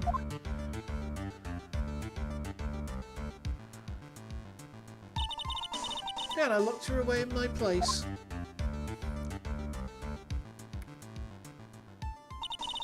I'd finally learned exactly what had happened. It was then that I learned that the plan had actually succeeded. Oops. What do you mean that your plan had succeeded? I'd misunderstood one thing, you see. That night, the one that had summoned me. I'd assumed that it was Pearl Fay. Well, of course you would have assumed that. It was written in the instructions. But I was wrong. The person that actually called my spirit back was... Misty Fay, the picture book author. What? Well, that's really the only possibility, isn't it? After I lost consciousness in the garden. It was her body that was left lying there.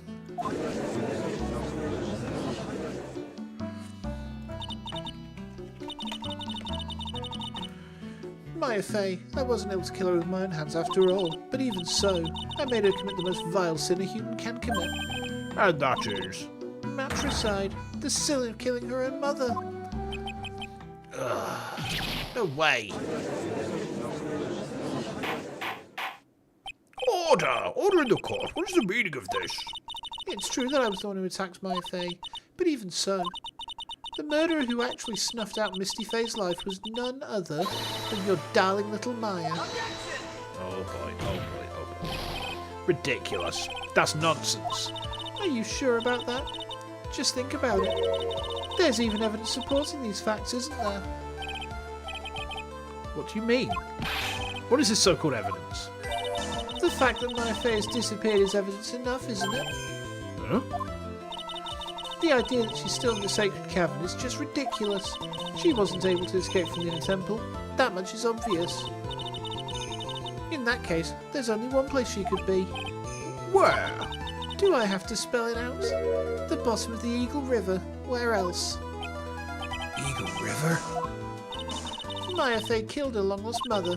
Can you imagine the guilt she must have felt when she realised that? That's why she threw herself into the Eagle River. Most bodies that wind up in there are lost forever. Okay. So, what do you have to say now, Feeny? Oh.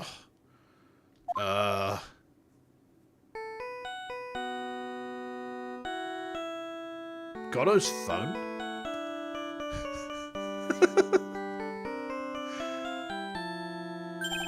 Oops.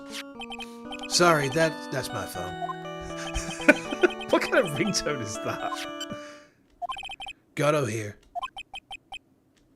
Okay, thanks. Was it something important? They just finished removing the locks from the sacred cavern. That's great. What about Maya?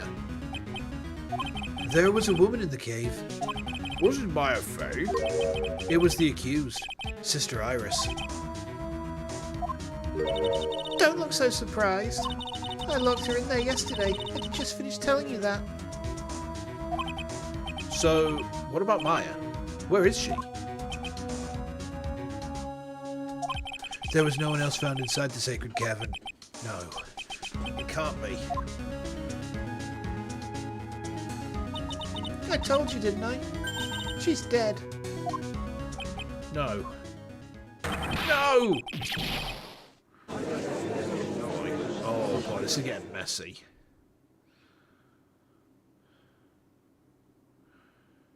It seems that this case has come to an end, a tragic end. No. Sadly, it appears the killer of Elise Donham, also known as Mr. Fay, was her own daughter, Maya Fay. Overcome with guilt for what she had done, Maya Fay jumped to her death in the raging waters of the Eagle River. No, it can't be. Oh, that's gotta. Trite. Have you ever heard this one? Once you eliminate the impossible, whatever remains must be the truth, no matter how improbable it may seem. What is that supposed to mean, Prosecutor Goddo? According to this witness, Maya Fay threw herself into the Eagle River. However, is that really the truth? Remember, this woman testified earlier that the bridge was already on fire when the murder was taking place in the garden, which means if Maya had thrown herself into the river, it must have been from the inner temple side near the bridge. That's right. That's where she jumped from. But that's impossible. It's impossible to jump into the river from there. Oh, of course, because there's the cliff face underneath, isn't there? What? Don't get your panties all twisted up, Trite. Get saved. Just relax and think through the whole thing again. So it's impossible. Maya couldn't have thrown herself into Eagle River. Well, Mr. Wright, Miss Hawthorne claims Miss Fay threw herself into the river from the inner temple side. Do you have any evidence that refutes this claim? Yes. Because if she jumped off, she'd have hit the. She'd have landed there. Take that! It's impossible to jump into the Eagle River from the inner temple side. No one knows that better than this witness. What did you say? 11 years ago, you jumped into the very same river. Just take a look at this overhead map. As you can see, below the cliff on the inner temple side is a big rock shelf. Oh, you're right. She wouldn't have reached the river if she jumped off from there. In other words, if she jumped, we'd be able to see her body in this photo.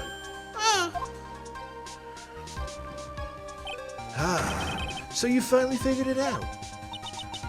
You! No!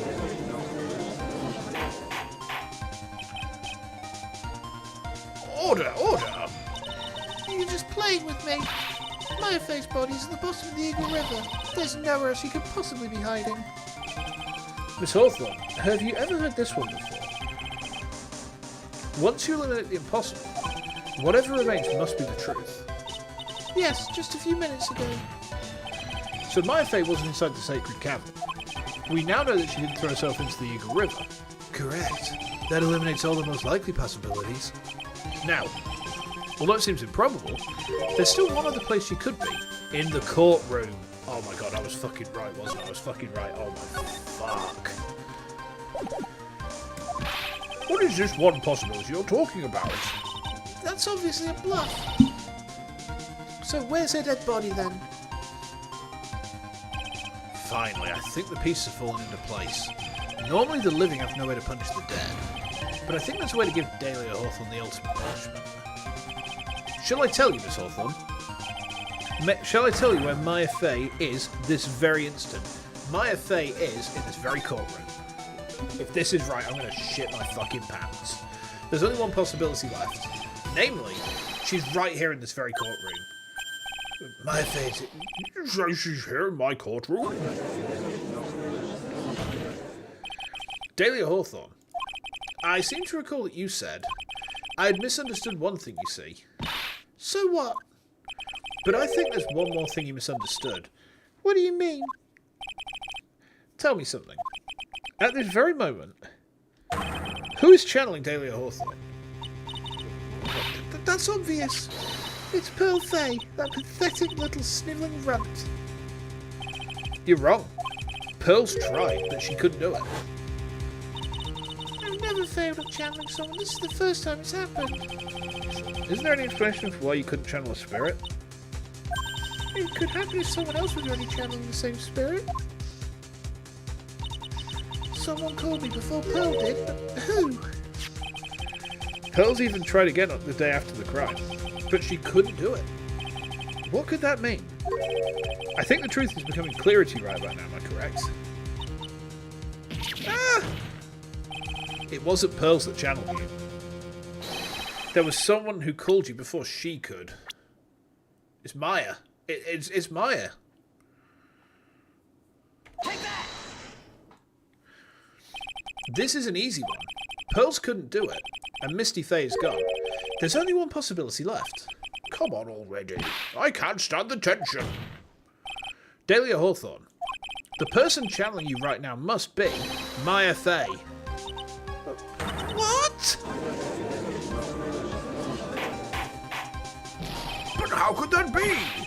Remember what this witness Dahlia Hawthorne said about her goal? She said that her goal was to kill Maya Faye. Yes, that's right. But if Maya channeled the spirit of someone that was trying to kill her... Well, Gramps, what would happen? Could it be? It looks like you finally understand, Your Honor. I don't. What are you going on about? What I'm going on about is the reason Maya channeled you. And there's only one reason. To protect herself from you. Protect herself? From me? Yes. On the night of the crime, you were only interested in one thing. Killing Maya Faye. The path back to Hazakura Temple was closed off and there was nowhere for her to run. So then the problem became, where would be the safest place to hide? You mean that's when she channeled me? All this time you thought you'd been channeled by Pearls. That's why it never occurred to you that Maya's hiding place was you. No, don't say that.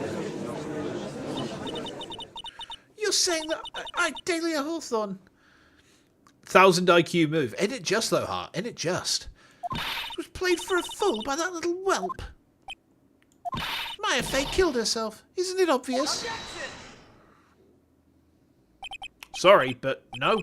It would have been impossible for her to jump into the Eagle River. This was the only avenue of escape open to Maya. The only way that Maya could disappear from the inner temple. I don't believe you. A stupid little girl like that who's never been out in the real world. She could never have come up with a plan like that. What could ever have given such a brilliant idea? Well, me, of course. Oh, it's Mia. Mia Faye. It's been a long time, Dahlia Hawthorne. I wasn't expecting that. Oh. So it's true. It was you. Yes. You're something else. But what? Hey, Hades, welcome. What are you doing here? That hair. It's Pearl's, right? Tell me something, Dahlia. His toast is malfunctioning. I want you to think back to that night one more time. You had just cornered Maya in the Inner Temple's garden, and then, in the final moments of the fight, you lost consciousness.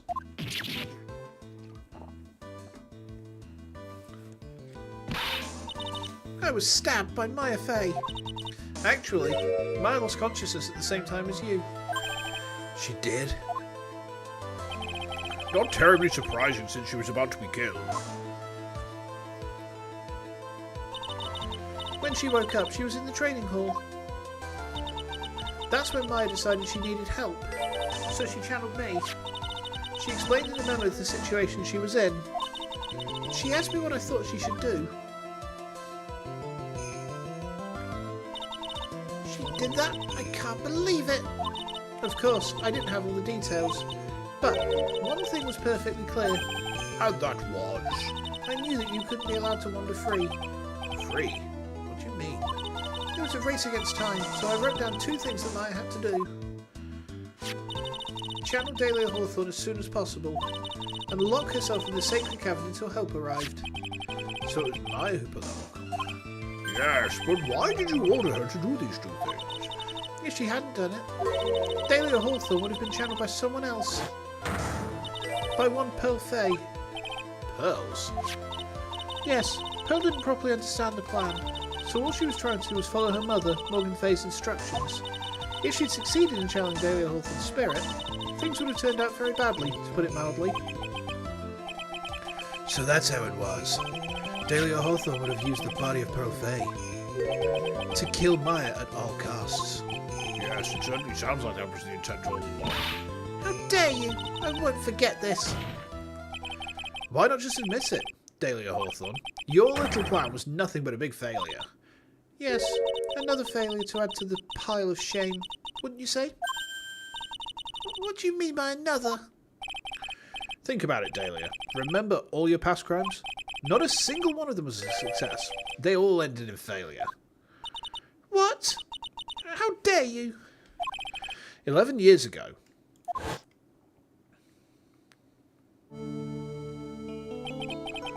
The fake kidnapping. Your very first crime.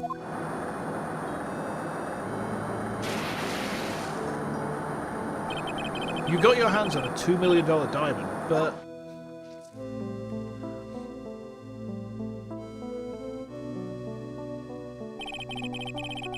After Terry Falls escaped and went to meet with Valerie Hawthorne, the truth was exposed. Shut your mouth, that wasn't my fault. It was because of that stupid oath of a prisoner and that weakling of a policewoman. And then, 1 year later, you tried to kill me. Well, I'm still alive, but... Dahlia getting called out on her being essentially a complete fuck-up, yeah. You wound up killing someone else.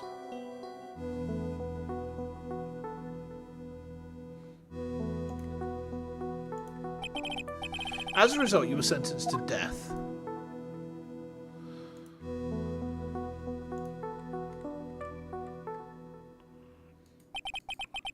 It's one stupid move after another for you, but it's no longer funny. You! Wipe that smug, happy-go-lucky smile off of your face. And now this. You've messed up again. You let Maya Fey escape, even though she was right there in front of you.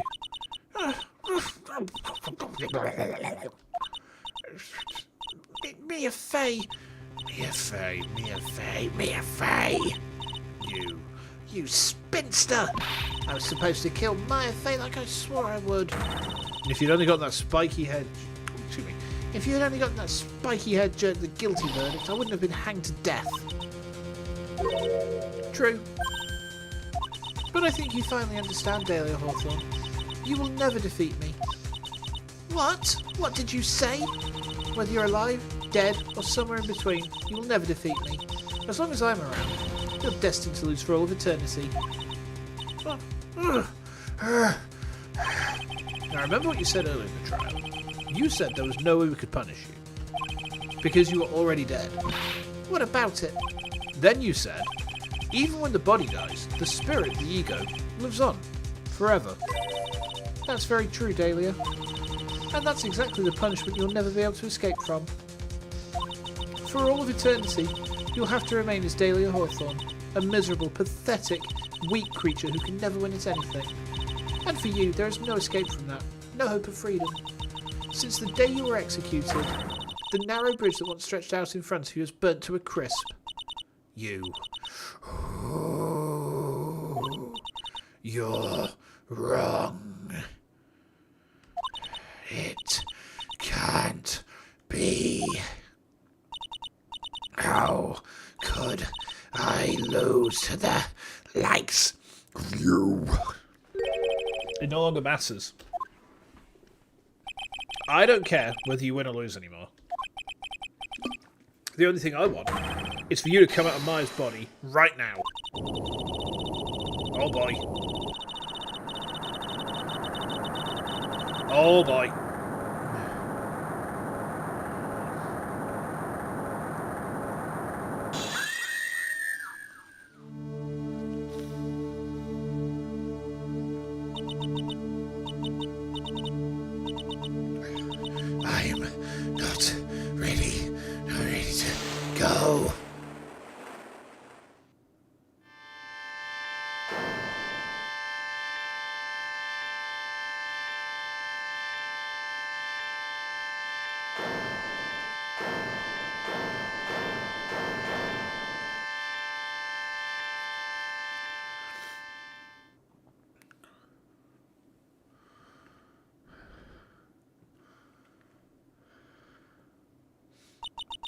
Nick. Sis. Thud. Oh my god. Blue flaming magic comma attack. I shouldn't laugh at a moment with such gravitas. Now then, I assume that you are the real Iris? Yes. I was just rescued from the sacred cavern. I must say, you and your twin sister are indeed identical from what I can see. In any case, it appears that everything has finally been cleared up. Mr. Goddo, what happened to Daily Alder? If you ask me, Your Honor, it looks like she went back to the hell she came from. It seems that Misty Faye wasn't the only victim of this crime. Maya Faye, as well as the young Pearl Faye, were also victims of this wicked and selfish plan. Yes, Your Honor. The tragedy of Medium Valley has finally come to an end, it seems. It would be best for everyone if no further attempt was made to channel that spirit again.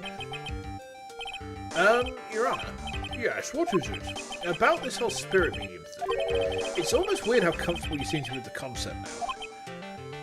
Well, to be frank, my younger brother is quite judgmental. He often criticized me for not studying hard enough. That's why I made a concerted effort to study up on the Karain channeling technique. Looks like the small medium is no longer at large. Ah, I see what you did there. I see what you did there. Hey, isn't that the New Year's issue of Occult? I've seen quite a few things in my many years on the bench, and in all that time I finally learned this one thing. Each case is different. It takes place in its own world, if you will. In order to fully understand that world, first we have to immerse ourselves in it completely. And that's where my brother and I used to differ. Never thought of it that way. That's just a very roundabout way of saying take every case on its own merits, right? At any rate, it's time to pass judgment in the case of Iris of Hazakura Temple. Objection! Uh-oh. Really, Goddo? Come on, man. You're a little too fast with that gavel, Your Honor. What do you mean by that, Mr. Goddo? This trial, it isn't over yet. That's what he means. What? Try. Remember what Miss Evil Spirit said in her testimony? Dahlia's testimony. I caught up with her in front of the stone lantern. Then I took out the dagger I got from the storeroom and...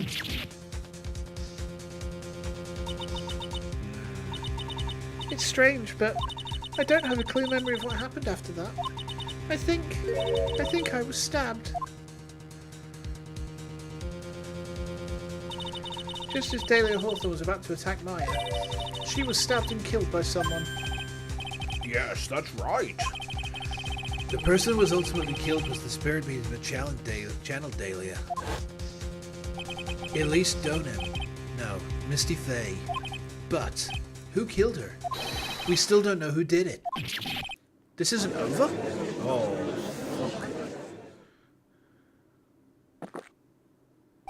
Unless someone else is found guilty, the accused is still on trial.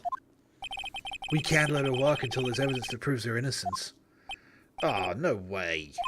But this court isn't prepared for any further testimony. The prosecution is ready to call our final witness. Final witness? This one will clear up the whole mystery. The mystery of who killed Misty Faye. Indeed. Is it really alright, Mr. Prosecutor? Of course it's alright, Madam Attorney. Very well then. Who is this final witness? Ah, isn't it obvious? There's one person who saw the whole event and put the final dagger in this case. Someone who saw the murder take place. The very person who saw her mother killed in front of her own eyes. Oh, is this the last trial section? Is this like the finale of this whole fucking thing that we're about to do? Because, like, I'll be honest, chat, I was getting ready to start thinking about wrapping things up, but if we're going into the last section, let's just fucking do it. You mean Maya? You can't. She can't testify to what she's just been through. Hold on.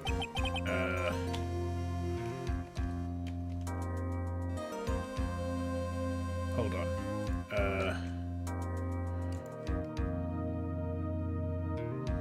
Hold on a minute, hold on.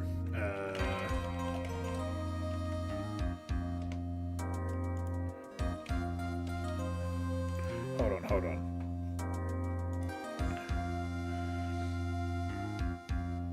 Hold on a minute. Give me a sec. Oh no, this is the last section. This is the end of the game. Oh, fuck me. Alright. We need to find the truth. The prosecution calls Maya Fate of the witness stand. I didn't think we were actually finishing this game tonight, chat, but fuck it, in for a penny, in for a pound, right? Very well, but first we'll take a brief recess. We'll have to wait for Miss Fay to recover before summoning her. Once we receive the doctor's permission, we'll proceed with the trial. Hey, Try, I've got something to say to you, so listen up. What is it? I don't think much of you as a lawyer. It's always the same with you. You somehow manage to just squeak by without even a faint understanding of the case. Some beautiful woman always seems to come dashing in at the last minute to save you. You've got some nerve. But that's not gonna happen this time. This time, you're gonna have to do this by yourself. That's enough. This court is now in recess. Oh boy. I'm truly sorry about everything. You were working so hard to defend me, but I was missing all day and we didn't even have a chance to talk. She's right. When I met Iris at the training hall yesterday, they had already switched places, and Iris was inside the sacred cavern. I wanted to at least be in the defendant's box today to root you on. Well, it wasn't your fault. Who do I think is Dalian's murderer? There's one person who is unaccounted for on the first day. There's one person who's unaccounted for. And that's Toasterface. So, you eliminate all the other possibilities and what you're left with is the truth. I think he did it. It wasn't your fault. You were locked up this whole time. There's something more important than that, though. I have to ask you, why did you help your sister out as much as you did? Is that a nickname for Gordo? Huh? If you had tried to get help at the Sacred Cavern yesterday, you wouldn't have spent an entire day locked up in there. My sister. I felt sorry for her. She was abandoned by our mother and never got any love from our father either. Yeah, but it was the same for you too, wasn't it? Yes, but at least I had Sister Bikini, who was like a mother to me. If only Dahlia had come with me to her Sakura temple. I always loved her. Dahlia was always so smart, so strong. She never complained about a thing. That's why I promised her that I would help her. Are you talking about the fake kidnapping case 11 years ago? Yes. I wanted to be useful to her in some way.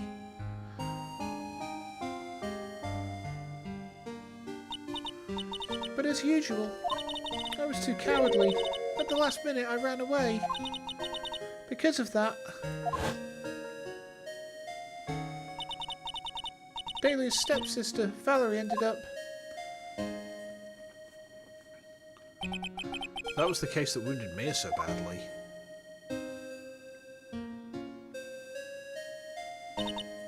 But things didn't end there, of course. Some people suspected my sister was involved in the murder. Some people?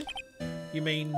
Yes, 2 defense attorneys, Mia Fey and Diego Armando, after poisoning Mr. Armando, who was getting too close to learning the truth. Dahlia even tried to kill the person who had unknowingly hid the poison for her. You. That's right. Iris, there's one more thing that I have to ask you. Yes, what is it? On the night of the murder, Dahlia recognised Mia Fey's name immediately when they first met in court. I don't think I picked up on that. The person that cleaned up the corpse of the victim, Elise Donan, was it really you? Yes, it was me. That night, after I rang the lights out bell, I went back to my room. At around 10:30, I received a call on my cell phone. There's a problem. Come to the Inner Temple right away. I got on the snowmobile and headed for the Inner Temple, but...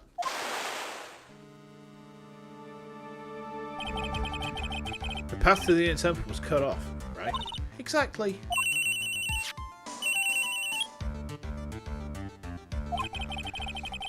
We can't just leave the body here. So you've got to do this exactly as I say. Got it?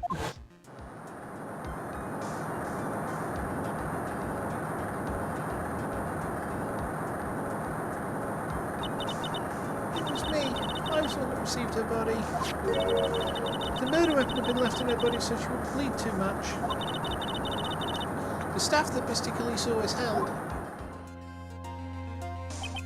I knew it. So the actual murder weapon was the staff. Yes, that's right.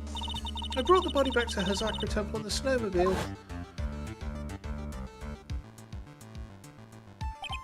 But why? Why'd you alter the body? I didn't want anyone to know the staff was the murder weapon. I didn't want to leave anything that would lead back to Misty Faye. So I dressed her in a robe and stabbed her with the shito. I wiped the blood off the staff's blade and left it next to her on the ground. Iris, just tell me one last thing. Tell me the name of the person that called your cell phone. The real killer. I'm sorry, Mr. Wright. I can't do it. I can't say who did it. I see. Okay. Defendant, Yes. the judge is calling you. He wants to see you in his chambers. He has some questions about Dahlia Hawthorne. Alright. Well, I'll see you later. There's something I want to tell you. Oh, okay. Something she wants to tell me? Choo. So it's true. Iris cooperated with the real killer. Maybe even from the very beginning. Phoenix. Mia. How's Maya doing? Physically, I'm not worried. She'll recover completely. But emotionally, she's been hurt very badly by this case. I see. You don't mean she learned who Elise Donan really was? Yes. I went to the medical office and talked with her. I told her everything I knew. But why? Maya's stronger than you think. I knew she could take it. All of it. What do you mean by that? I want you to figure that answer out by yourself. The trial's about to restart. The real killer, do you know who it is yet?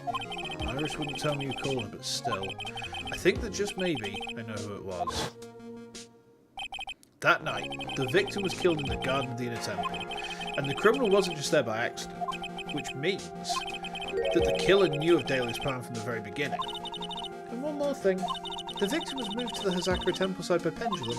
In other words, the criminal couldn't cross the bridge. That means they were stuck on the Inner Temple side for almost an entire day. Exactly. So the culprit was someone that wasn't in Hazakra Temple the following day.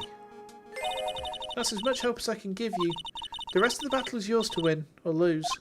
Alright, I've got it. Thank you, Mia. Finally, it's almost time to bring this case to an end. What exactly did Maya see anyway? And who was it that actually killed Misty Faye? Whoever it was, I have to prove it. Me. All by myself. Okay. Alright, give me 1 second, chap. Give me 1 second, alright?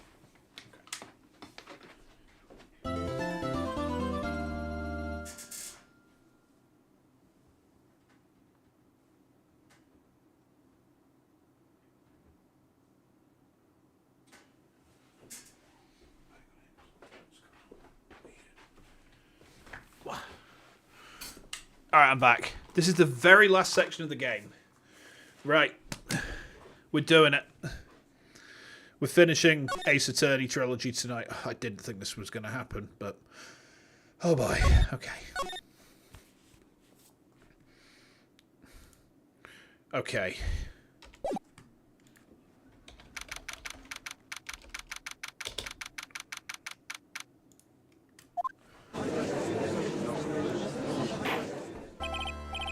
Now then, before we proceed any further, It's always bittersweet reaching endgame. Feeling nervous?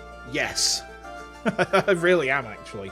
We've been streaming this series for about 4 months. I'm going to announce the results of the test we performed earlier. Tests. Yes, tests on the bloody dagger that was found stuck in the pine tree. Oh, yeah, that. I totally forgot about that. That's the weapon that Maya phased when she fought with the victim. So what are the results? Was it the victim's blood, or... Due to time constraints, a full test wasn't possible. However, there's one thing we can say with certainty. The blood that was on this dagger was not the victim's blood.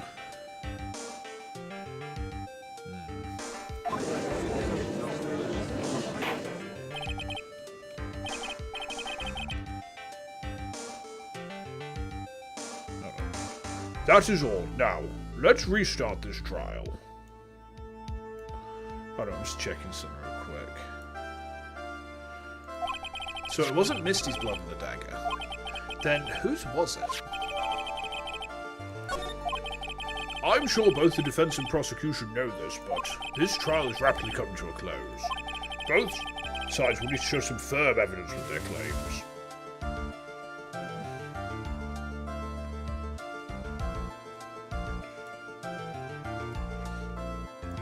I understand, Your Honor. From what I've heard, the witness is dangerously weak, physically speaking. So, let's finish this quickly.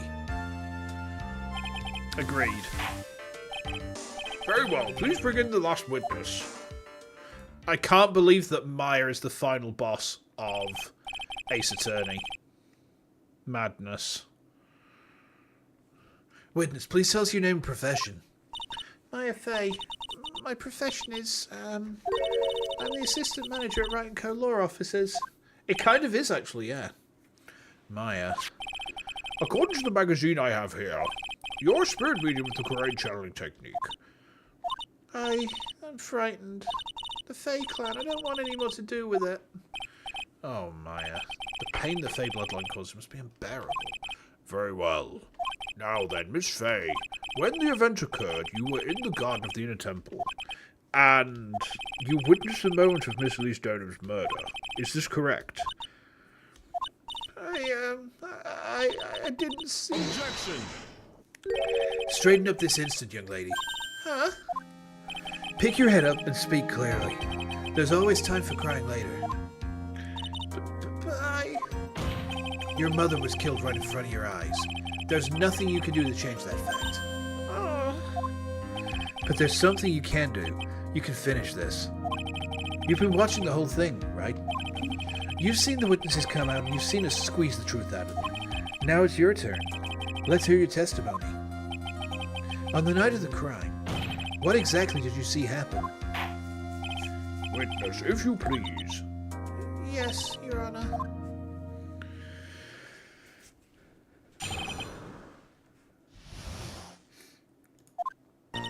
I was passing through the garden on the way to the spare prep room when it happened. Suddenly, someone struck me over the head. I stumbled and ended up against the stone lantern. I think I screamed, "Help me." Then something warm splashed over me. That's when I lost consciousness. So you were struck on the head. I suppose it must have been this staff. Maya, the person who hit you, it was Dahlia Hawthorne, wasn't it? I'm sorry, Nick. I just couldn't see. I don't know who it was. Maya, think hard. Sorry, Nick, but I really couldn't. Can't say it was an especially good night for young ladies to be walking around alone. It seems that it will be hard to determine the criminal through testimony alone. Very well then, Mr. Wright. Please begin your cross-examination. Maya, hang in there.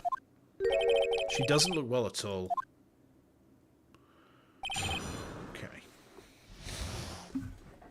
Right.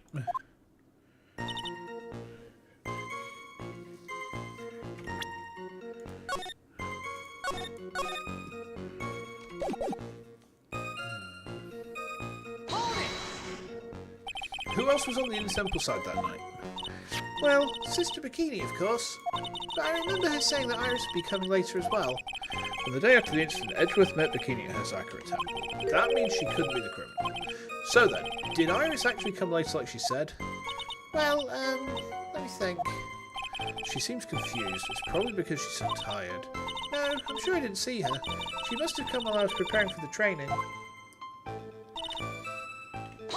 Okay. Who did it? Who hit you? Ah, well, I didn't see who it was. I was hit from behind. You didn't see the person. But after that, your attacker was in front of you. How could you not see who it was? Oh, let me think for a sec. I'm sorry, I just can't remember. Maya's really having a hard time. What should I do? Press R. Come on, Maya. This isn't making sense. Why didn't you see this person? Well, let me think. It was, oh yeah, that's right. It was dark, that's it. It was dark? It's not good to have too much light around when someone's undergoing spiritual training. Come to think of it, there was earlier testimony to that effect as well, so it was dark in the garden on the night of the crime. Which is why she didn't see her attacker. I thought maybe she was trying to hide something, but I guess not. Judging by the testimony thus far, the identity of the attacker was most likely The spirit that was channeled by Elise Daily Hawthorne. Very well, please continue with your testimony. What happened after you were struck on the head?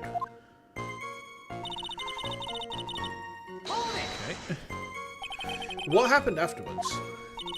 My attacker was in front of me, blocking off my escape, I think. You think? After getting hit like that, I was in a state of panic. There were only two things rolling around in my mind at the time. Well now, this is beginning to get interesting. So, what were the two things rolling around in your mind? My name is Maya Fey. 1 + 1 = 2. 2 + 2 is 4, quick maths. You see, for some crazy reason, I was afraid I was going to lose my memory. I know it's odd considering my life was in danger, but that's how it was. That's not odd at all. Your actions are understandable given the circumstances. So, what did you do then?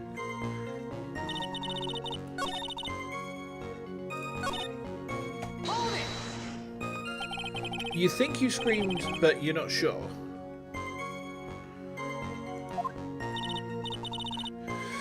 Listen, I was a complete wreck. It was dark and I couldn't see my attacker. Was it a man, a woman, an adult, a child? I had no idea. I was scared out of my wits. Believe me, my dear, I'm certain I would have sold my robes. I thought this person might attack me, so I... Anyway, I'm pretty sure I screamed. I thought that it was my last hope. What do I think of AA as a whole? I liked it. Wow, it sounds like poor little Mo was really out of her mind. But I wonder what she meant by last hope. What do I do? Do I press her for more details? My last hope, yes. Wait a minute, Maya. What's this my last hope stuff? What? What do you mean by your last hope? No. That's what you said. You said my last hope. Huh? What? I said what? Look, you were facing an attacker that you couldn't see and you screamed, right? You screamed, help me.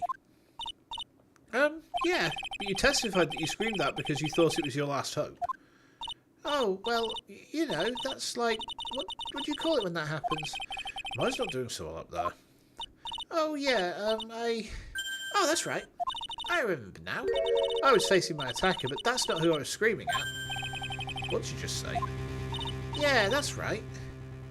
It was the person behind my attacker that I was yelling at. That's who I was screaming to for help. Ah! What is it now?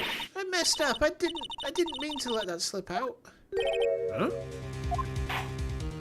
Witness, are you absolutely sure of what you're saying? Behind the attacker, there was another person. Well, I meant to keep that part a secret. Uh-oh. Oh, what have I done? It takes a ton of pressure to make a diamond. That's what I always say. A ton of pressure?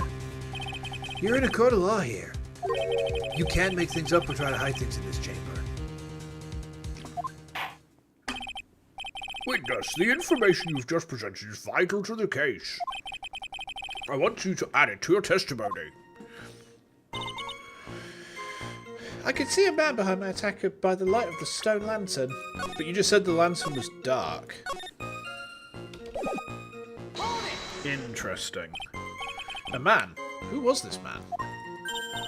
Well, you see, I couldn't see. You couldn't see? She's this excuse twice now. Well, you know, lantern light isn't very bright.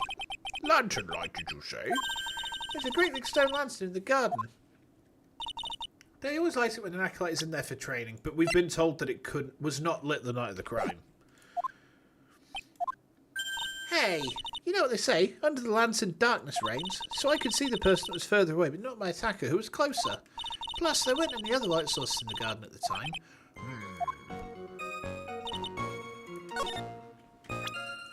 There's the contradiction straight away. She's trying to cover for him. I think she must be. So there was a man standing behind your attacker? Yeah. That man, he's the killer. He stabbed her from behind. He's the one who killed Elise Donham. otherwise known as Misty Fate, your mother. Oh, the killer. Maya, you know who killed your mother, don't you? What is the meaning of this, Mr. Wright? To be frank, Your Honour, I think she's in shock and quite confused. That's why she hasn't noticed the huge problem with the testimony. Huh? What do you mean? What problem? Maya, on the night of the crime, that stone lantern was out of commission. What? It's true. There was no light anywhere in the garden that night. No! Order in the court. Mr. Gunner, explain this. Add the pureness of milk to the perfect clear darkness of coffee. Stir. That is the state of the witness's mind right now. A cup of cafe au lait. Cafe au lait? Is that even legal? I do like cafe au lait, actually. Mr. Tride's words are the milk and you are the spoon. Your Honor. Why is he calling him Your Honor now, not Grams? I'm a spoon. I'm no spoony bot, I'll have you know. You must have noticed it too, Tride. This witness's mental state is highly unstable right now. It's not hard to understand why she'd make a little mistake like that. Sorry, but that's not going to cut it. What did you say? If there truly was no light in the garden, then there's a fatal contradiction in the witness's last bit of testimony. Nick! May I? Recall the witness's statement about her attacker. She said that she didn't know if it was a man or a woman, an adult or a child. And yet, the witness could describe a person that was standing behind her attacker, and she quite clearly described him as a man. Ah! In other words,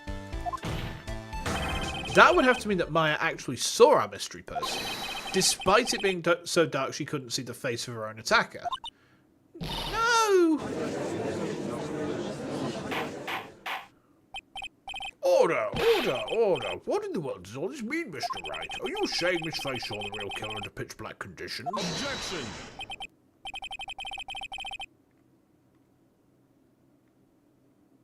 These look awful lot like lights, don't they? And they flicker. These flicker when he's stressed. It's Toaster Face. He did it. He fucking did it. This motherfucker. Tride, do you have any idea what you're proposing? How could she have seen in the dark? There was no other light source at the scene. There are some things that you can only see in the dark, Mr. Gatto. Maya, you did see who the killer was in the dark. And now, you're trying to cover for him. Cover? For the man that killed her mother? There's only one conclusion I can draw from this. You know who this man is. Please, Nick. I don't know anything. Please, I'm begging you. You talk a good game, Tride, but let's see if you can walk the walk. It was pitch black, so what could the witness see? I'm calling your bluff. No, Nick, don't. Please, stop. Maya is dead set on protecting this guy. We need to get the court to turn the lights off. The man who murdered Maya's long-lost mother. But I can't let him get away with it. I'm a lawyer, an officer of the court. I'm here to find the truth. All right, Mr. Wright. Time to show us what you've got. Who was this person you say Miss Face saw in the darkness? Gatto. Take that! Because it was pitch black, Miss Faye was able to recognise the killer easily. I'm sure the court would like to see for itself how this is possible, yes? What? How do you propose to show us something like that? It's easy. We just need to recreate the conditions of that night. Conditions? Your Honour, the defence officially requests that all the lights in this courtroom be turned off.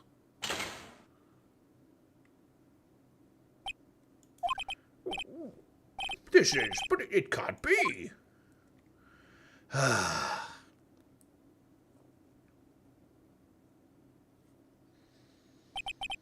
That was a nice bit of deduction. Trite. I was right. Oh, fuck. Well, everyone, this is the man Maya saw on the night of the murder. Order! Prosecutor Gunner, what's the meaning of this?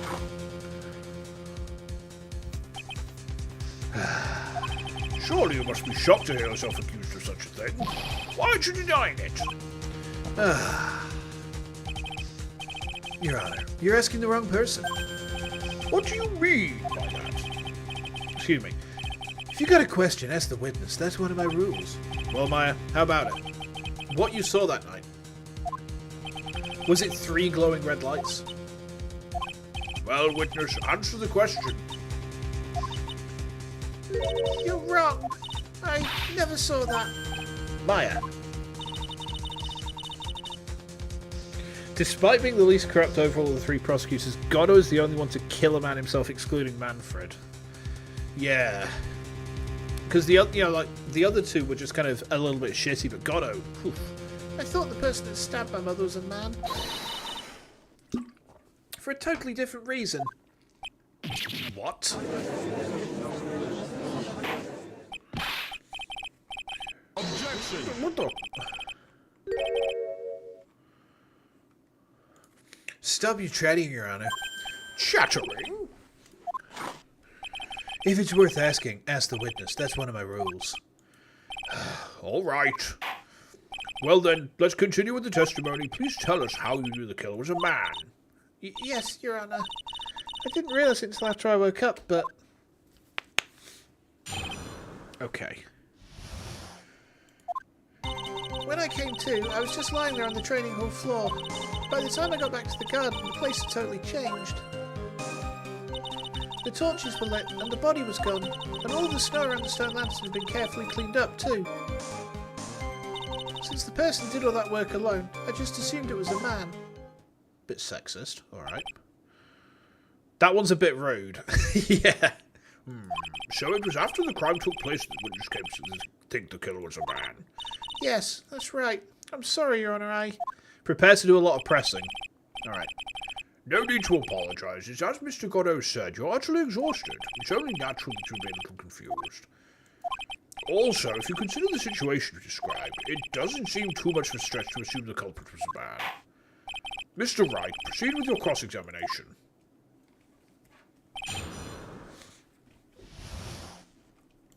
Okay. Prepare to do a lot of pressing, you say. Alright. I press. So you lost consciousness when you were in the garden, is that right? Yes, I think. I think it happened when the victim was stabbed.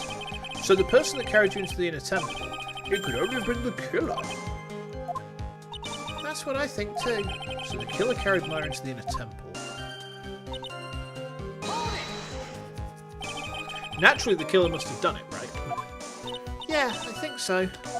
But why would the killer tamper the crime scene like that? There must have been something that the killer desperately wanted to hide. I don't know. It looks like she doesn't have enough confidence. There's one thing that the killer couldn't hide. Because he couldn't see it. He couldn't hide that because he couldn't see it. We've got him. I think I need to gather some more information before I ask her again. The torches were lit. Yeah, that's how I noticed the whole scene had changed. I'm going to say it was the killer that torched me. Who else could it be? The killer probably lit them since it'd be impossible to only cover up work in the dark. However, if that's true, there's one thing that still bothers me.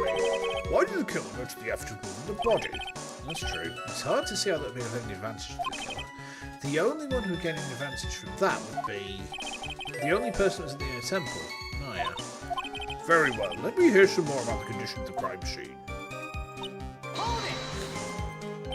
So you're saying the killer cleaned up the snow? It did look really odd. The snow was removed in an unnatural-looking rectangular shape around the lantern. There are a lot of shovels around the inner temple, but they're all really heavy. Way too heavy for me to use. An odd fellow indeed, this girl. Why on earth would anyone want to take snow away? Well, there's one thing I can think of. Didn't you say that a lot of the victims' blood sprayed onto the snow? Yeah, the area collapsed and they've been splattered. In other words, the killer's purpose was to hide the bloody snow. I think that's the most reasonable explanation. Perhaps. However, there's something that's bothering me. If the killer just wanted to hide the snow with blood on it, there was no need to remove that amount. It's true. This case is funnier because you're doing work on Goddo right now. Excellent. You're waiting for him, huh? He could have just scooped up the snow that was stained with blood. He couldn't see the blood. He couldn't see it. It looks like there are some mysteries behind this issue. But I think this will help explain them. So, you're saying that you never saw the killer, right? Yeah. But earlier you clearly stated that you saw a man behind your attacker. Nick, I'm sorry. The killer certainly went through a lot of trouble, moving the body by pendulum, manipulating the crime scene. But for what purpose? Why do all that? Maybe Maya knows more than she's letting on. So, we said we were going to come back to this point. Was it explained that Godot cannot see red? It was, yeah. Because he was, he started reacting to blood on... We looked at this, right? And he was like... Everyone's like... The judge is like, there's blood on this thing. And he's like, what are you talking about? There's no... I can't see anything. He said, I can't see this.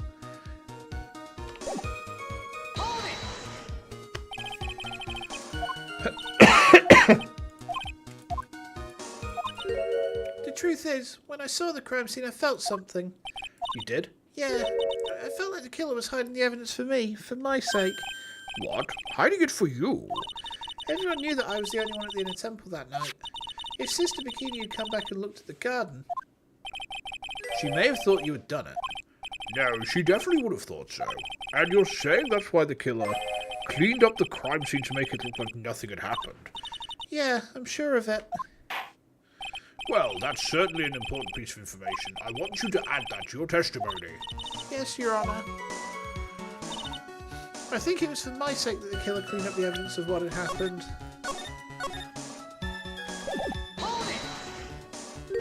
They did it for your sake. Well, if the body and the blood hadn't been removed, I would have immediately been the prime suspect, right? Yes, I suppose that's true. Yeah, and if that happened, the body would have caused some other problems too. If her real identity had come out right then, it would have been terrible.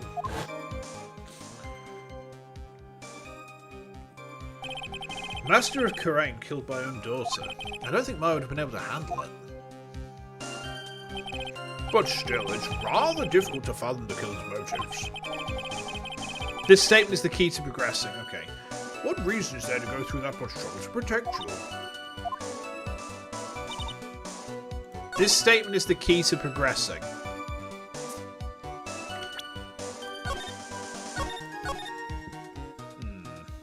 Okay.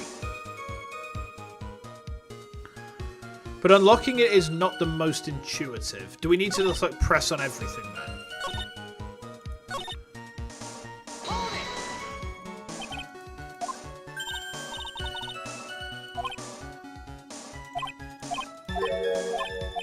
We've gone through this text before. Okay.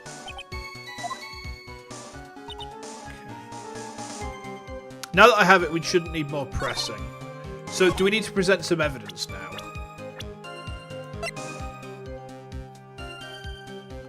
I think it was for my sake that the killer cleaned up the evidence of what had happened. But that's... Just present the right item. I think it's the lantern. I think it's the lantern. Or the dagger, maybe?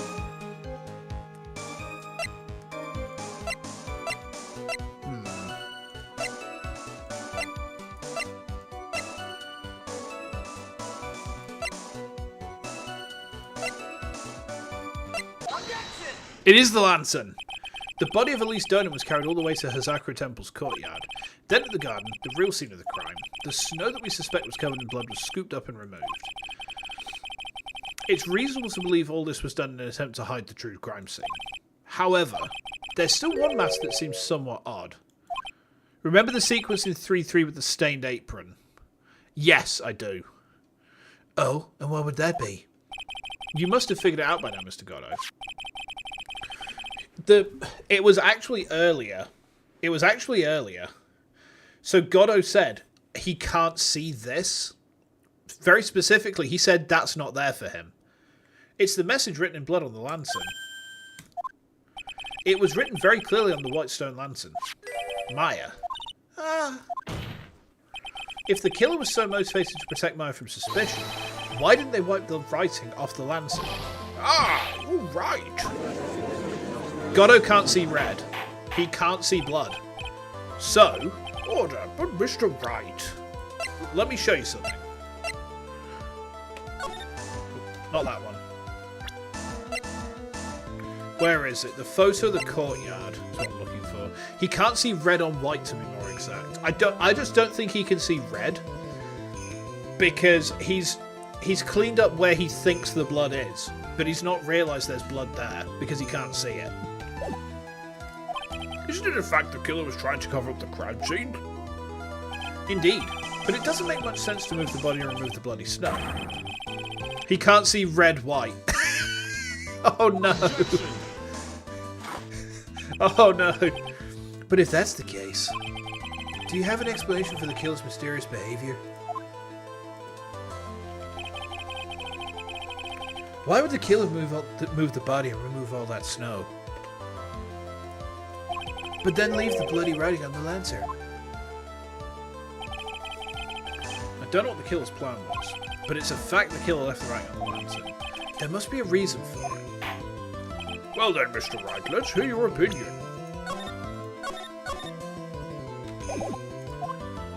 Why did the killer leave the message written in blood on the lantern? The killer didn't notice it. Prosecutor Goddo, earlier in this trial, you gave me some good advice. Once you eliminate the impossible, whatever remains must be the truth. Maybe you're not as dumb as I thought. The real killer wanted to disguise the fact a crime had occurred there. If that's the case, they wouldn't have left the bloody writing on the stone lantern on purpose. Therefore, it must mean they didn't notice it. But that doesn't make any sense. The torches were all lit and everything. There's no way any normal person would miss something as glaring as that. You're right. There's no way a normal person would. What? What are you trying to say, Mr. Wright? There's only one person involved in this incident who could have missed seeing the bloody writing altogether. And who would that be? Who is the person who could have failed to notice the bloody writing? Goddo. Take that!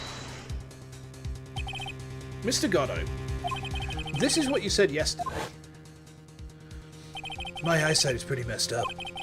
Even with these huge goggles on my head, I still can't see everything.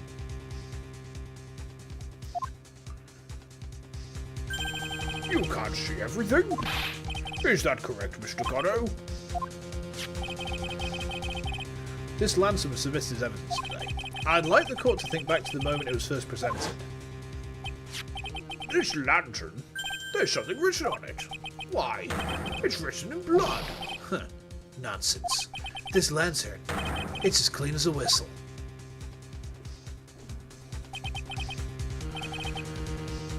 Mr. Goddo, just admit it. There are certain colours you can't see, correct? You can't see red on a white background, can you?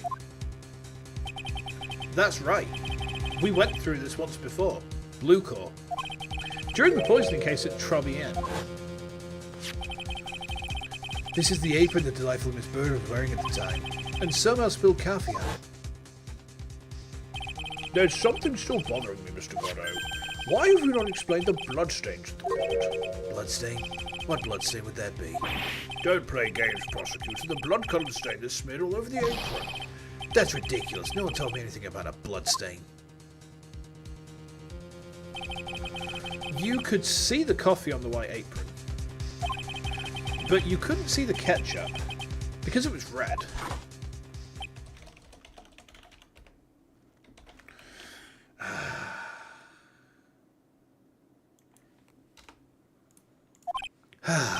It's strange. In a black and white photo, those letters would have appeared black to me. I wonder, why am I the only one that can't see them? So then, Mr. Goddo, are you admitting it? Are you admitting that you can't see the red writing on the lantern?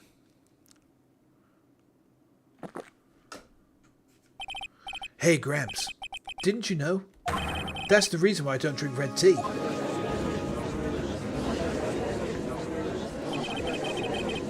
I wasn't sure about it until now, but I just can't believe it. Prosecutor Goddo is the murderer, but there's no going back now. I finally figured out the truth. Mr. Goddo, the defense at this time formally accuses you. You are the murderer of Miss Elise Donham, also known as Miss Misty Fey.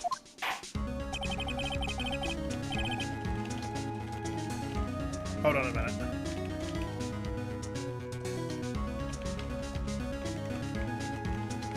That Godot killed Dahlia to protect Maya from Dahlia's wrath. It's hard to believe this may... Wait, it's hard to believe this may be true, however. Once again, Mr. Wright has brought up a disquieting fact about you.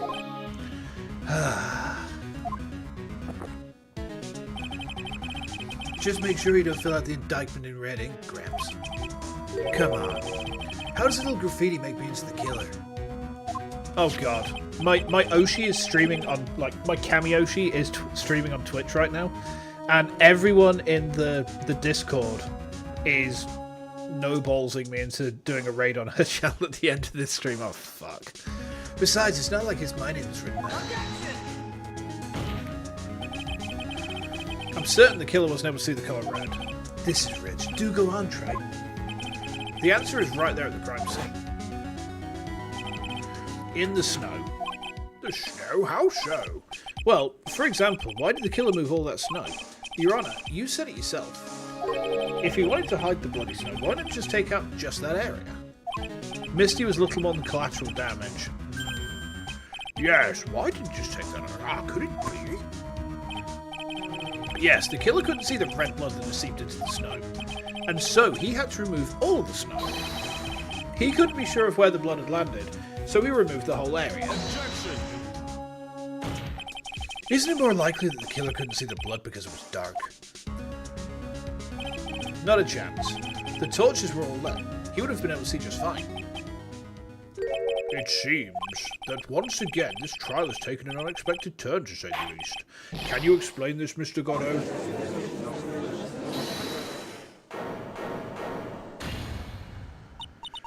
Wait just a minute. Maya? What is it, witness? Mr. Godot isn't the killer. After all, he didn't even come to the inner temple.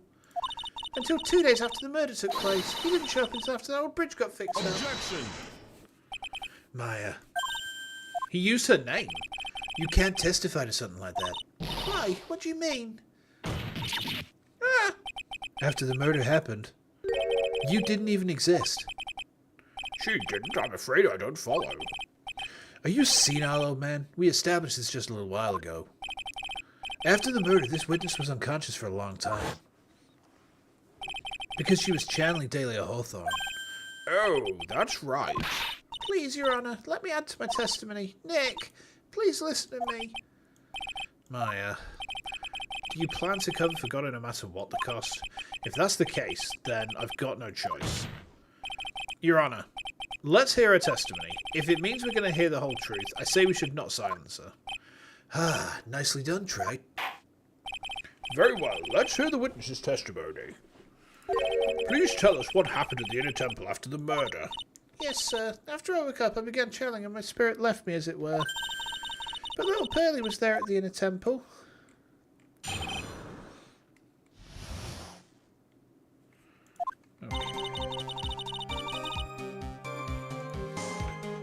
Pearlie was also stuck on the inner temple side that night. The next morning, she looked around but couldn't find anyone. The next day, when the bridge was finally fixed, she was in the spare prep room. That's when Mr. Godot arrived at the inner temple for the first time. He found Pearlie first and cheered her right up. Who is this Pearlie? That's my little cousin, Pearl Fay. So, when did you hear about this? Oh, just a while ago, when I was in the medical office. I'm terribly sorry, but what you heard from someone else is simply not as miserable as testimony. What? Come on! Pearlie would never tell a lie. She's way more honest person than I'll ever be. Real smart, Maya. You always know the best things to say when you're under oath. The prosecution has no objection. We believe the witness.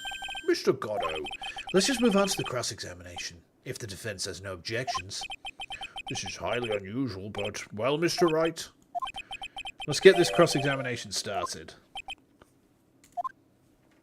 Okay.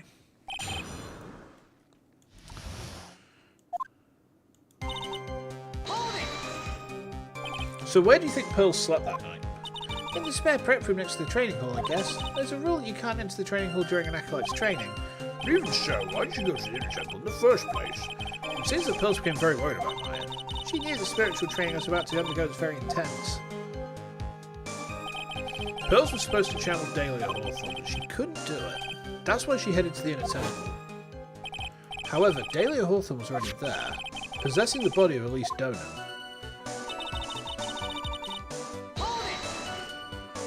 She searched the entire inner temple side end to end.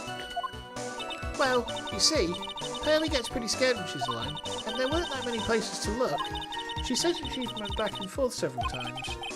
The inner temple side has two structures, the training hall and the spare prep room. There's also a storage shack, I think. That's about it.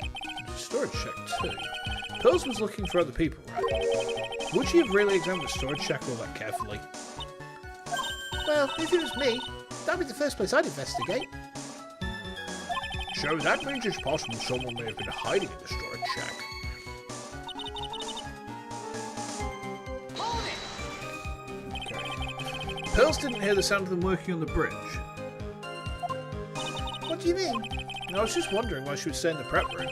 If it was me, I'd at least go out and wait at the foot of the bridge. Oh, well, Pearlie said she was sleeping at the time. She said she was so scared during the night that she couldn't sleep well and woke up in a bunch of times. Poor little girl, all alone like that. Well, we know that she had at least one friend in the Sacred Cavern, Dahlia Hawthorne, who was busy battling with the trick locks. She couldn't let anyone see her, so she wouldn't have shown herself to Pearls. What happened after the bridge was finally fixed? So it was your first time on the inner temple side, Mr. Goddo? That's funny. Am I imagining things that the defense just asked me a question? Mr. Wright, please save your questions for the witness. What you heard from someone else is simply not admissible as testimony. Those are your words, Your Honour. Touché, Mr. Wright. Oh well. What do you have to say, Mr. Goddo? Hot nights and even hotter coffee. That's what I always say. If it hadn't been for this case, I would never have visited there. The freezing cold temple in the mountains, I'll think I'll pass. So he had never visited the Zakra temple and the inner temple, huh? You want to say something, Trey? In any case, I have to find a crack in Goddo's armour. While I cross-examine Maya, that is. Very well, please go on with your testimony. After fixing the bridge, the policeman came over to the inner temple side, right? Yeah, then Mr. Goddo. He found Pearlie first and cheered her right up. He cheered her up.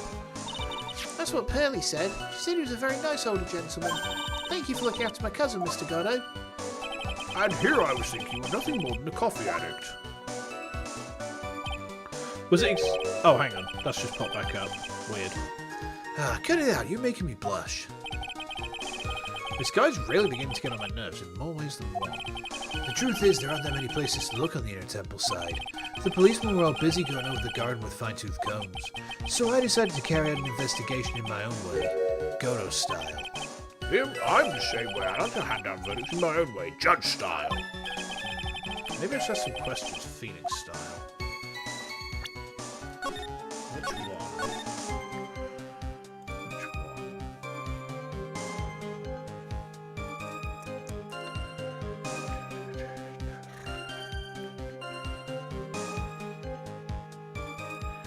So ask him about his investigation. You said you conducted an investigation on your own. Did you find anything? It looks like my investigation went about as well as yours, Trey. After all, I did miss the bloody writing on the ladder. Well, I didn't miss it, so speak for yourself, Goggles. The only odd thing I discovered was the beauty in the training hall. Beauty? Misty Faye, naturally. Clad in her stunning Japanese garb surrounded by the hue and aroma of Western tastes. Western taste? Could he find a strange way to describe gravy? So from there, you headed for the prep room. Wait a sec. What did Guy say just now? I think I just found his proverbial weak spot. There's only one thing of any importance here. Ah, okay. We get into the meat of the matter. Where was Goddo when the murder was taking place? He must have already been at the inner temple when it happened. Otherwise, he couldn't have killed Elise Dono.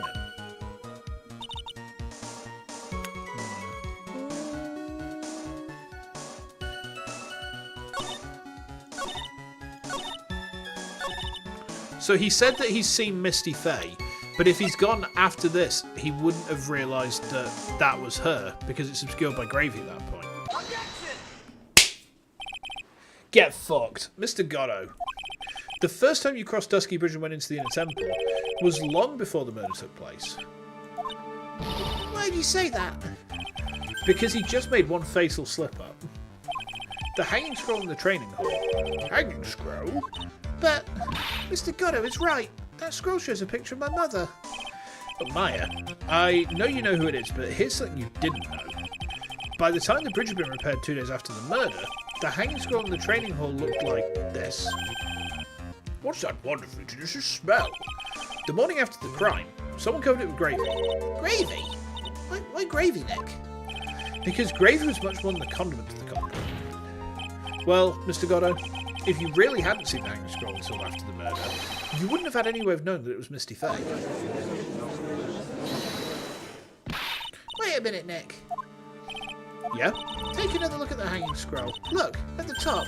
There's a crest there. Oh, that. It's the mark of the master, correct? Yeah, exactly. So if you know the meaning of the mark, Then you could guess that it was a picture of Misty Faye on there. True, but Mr. Goddo described what was underneath like this. Clad in a stunning Japanese garb surrounded by the hue and aroma of Western tastes. oh, Yeah, it's possible that he knew what the crest meant. However, he couldn't have known that she was wearing Japanese clothing. Mr. Goddo, on the day of the murder, you were hiding at the Inner Temple long before the crime took place. Oh boy. Can I ask you just one little thing, Trike? What is it? This whole theory of yours, it all rests on a certain assumption. That I knew beforehand that a crime was going to be committed. that's right. Otherwise, there's no reason for him to sneak onto the crime scene. Of course Mr. Goddo knew all about the plan. Huh?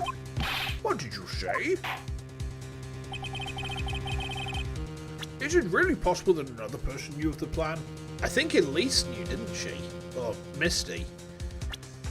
Because the whole reason that she came back to the temple was to stop it. Take that! What? Mr. Wright, at this stage of the game, a mere guess is simply unacceptable. What? Is that not right? Really? Oh, is it the... Hold on, how was that not right? What? Oh, we've fucked up there. Hold on. Objection! I thought we'd saved before that point, but I was sure that was right because it says who knew about the plan. Misty knew. That was the whole reason she went back to the. That was the whole reason she went back. Hold on. Let's just skip through all this. That's annoying as hell. Because the thing is, Misty knew about the plan. It said maybe he found it by accident. But that wasn't the question, Hades. The question was there anyone else who knew about the... was there anyone else who knew about the plan? We've already established that she knew. Hold on, let me save here, because I'm sure I didn't misread that.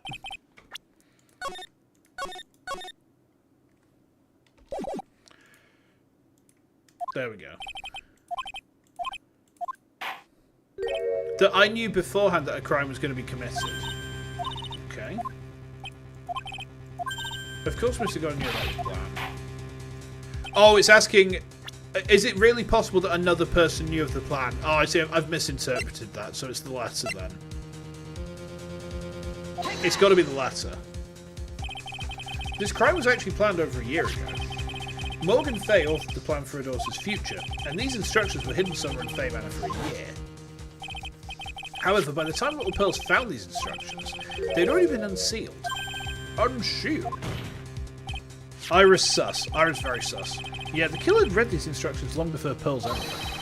That's how he knew the crime was to take place at the Inner Temple. And you still insist this crafty killer is me? You bet I do. But you just said that the instructions were hidden. That's right. Mr. Goddo couldn't have known when the instructions were hidden. If he really wanted to know, he had one great chance to find out. Yes, and when was that? During a visit, A visit? Morgan Fay told her daughter Pearl about where the instructions were hidden. During one of her visits to the detention centre, that would be the only time for someone to have learned where they were hidden. Eavesdropping on a visit to the detention centre? It could be arranged if you were someone with easy access in and out of there. Like, for example, a prosecutor such as Mr. Goddo. Uh-oh. Give me 1 second, Jack. Give me 1 second. Hold on. I'm just going to pop to the toilet real quick, alright? Okay, be right back.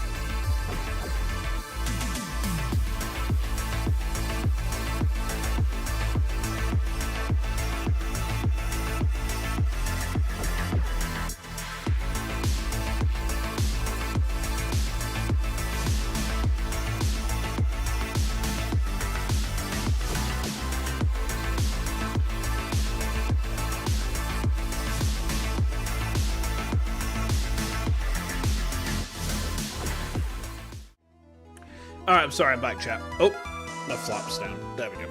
Order, order, order. Mr. Goddo, you're under fire again. This murder could not have been carried out without prior knowledge. And you were the only one that could have acquired this information before the murder.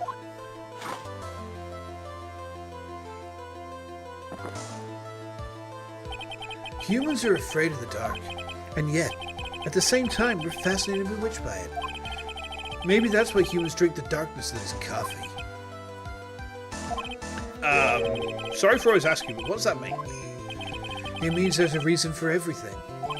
According to your theory, the killer in this case eavesdropped on a conversation during a jail visit where he learned of a hidden plan for a crime. After discovering the plans, he hid in the inner temple and waited for the crime to occur. Then he ultimately took a person's life. And he did all of that just to protect this witness. That's right. If you're accusing me of this crime, I have to ask you, why would I do this? For Mia. Because this girl is nothing but a stranger to me. I've got no reason to go through that kind of trouble to protect her. I am what you see. I'm certainly not the type to rescue the damsel in distress. The killer's behavior is certainly extreme, for lack of a better word. Even considering that the killer wants to protect this witness's life, his behavior is still a little too unnatural. However, you had a good reason, didn't you, Mr. Goddo? An unshakable reason that forced you to protect this witness at all costs. It's Mia. I knew it. You figured it out, haven't you, Nick? Maya. I guess you were doing your best to cover for Goddo. For the same reason, huh?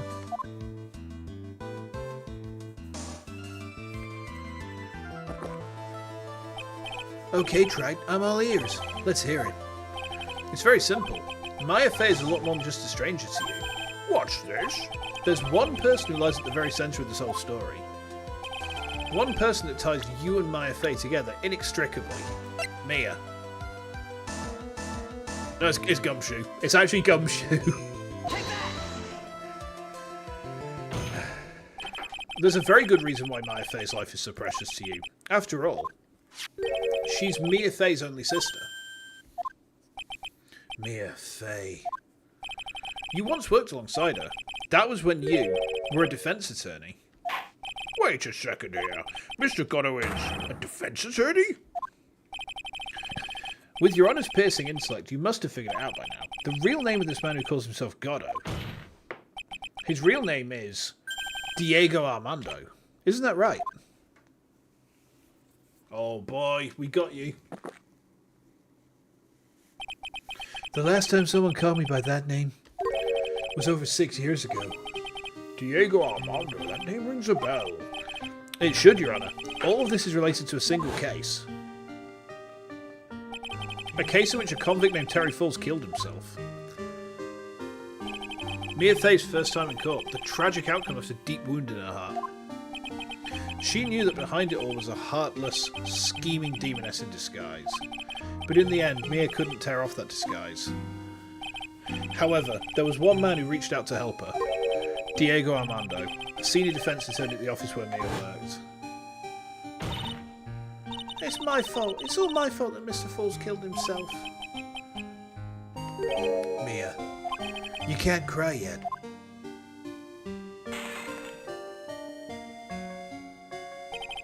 The only time a lawyer can cry is when it's all over.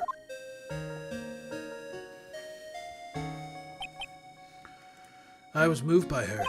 The way she put all her faith in her clients. That pure, sweet heart of hers. That's why I could never forgive Delia Hawthorne. Mia and I thoroughly investigated that fake kidnapping incident. Then one fateful day, Delia wanted to meet with me. It had been 6 months since the trial. We met in the courthouse cafeteria. Ah, I just remembered. 6 years ago, right here in this courthouse, you were poisoned. Even I didn't see it coming. Delia Hawthorne slipped some poison into my coffee. Some newspapers at the time called it a murder. But very little information about the case was released to the press. But you weren't dead at all. No official reports ever actually called it a murder. I was just in a deep, deep coma. I see. My body shut down. My life became nothing but a long, deep sleep. That woman's poison did a real number on my central nervous system. I lost my sight, and all my hair turned white due to the damage it caused. That's terrible. Apparently it was a miracle I even regained consciousness. 5 years had passed since I drank that poison brew. Then one morning, my eyes flew open from the smell of a doctor's cup of coffee. 5 years? You were asleep for 5 years? And the worst possible news was waiting for me. Mia Fey was dead. From the very moment I opened my eyes, I had already lost everything I thought I had. The woman I loved had been murdered, and the woman I loathed had been sentenced to death. The woman you loathed? The woman who had spiked my scalding hot coffee, Delia Hawthorne.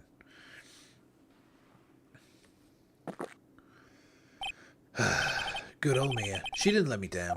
She got her revenge before she checked out. In the end, there wasn't anyone waiting for me when I woke up. That's so sad.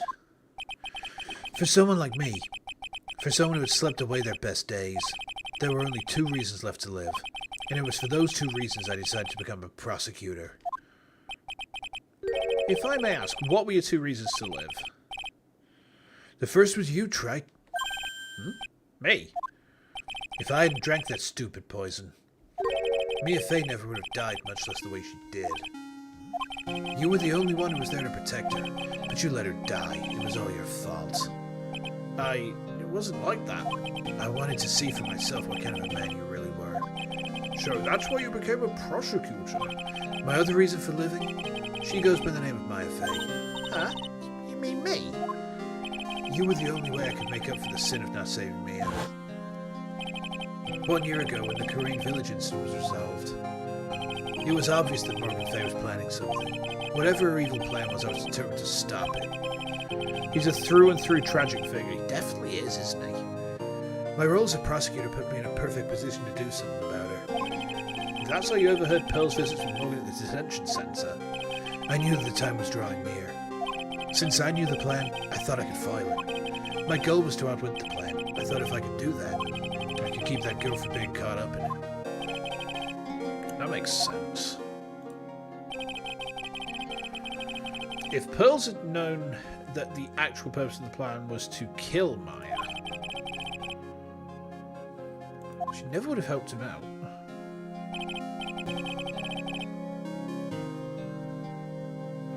Finally, the day the plan was drawing near, I contacted both of my accomplices.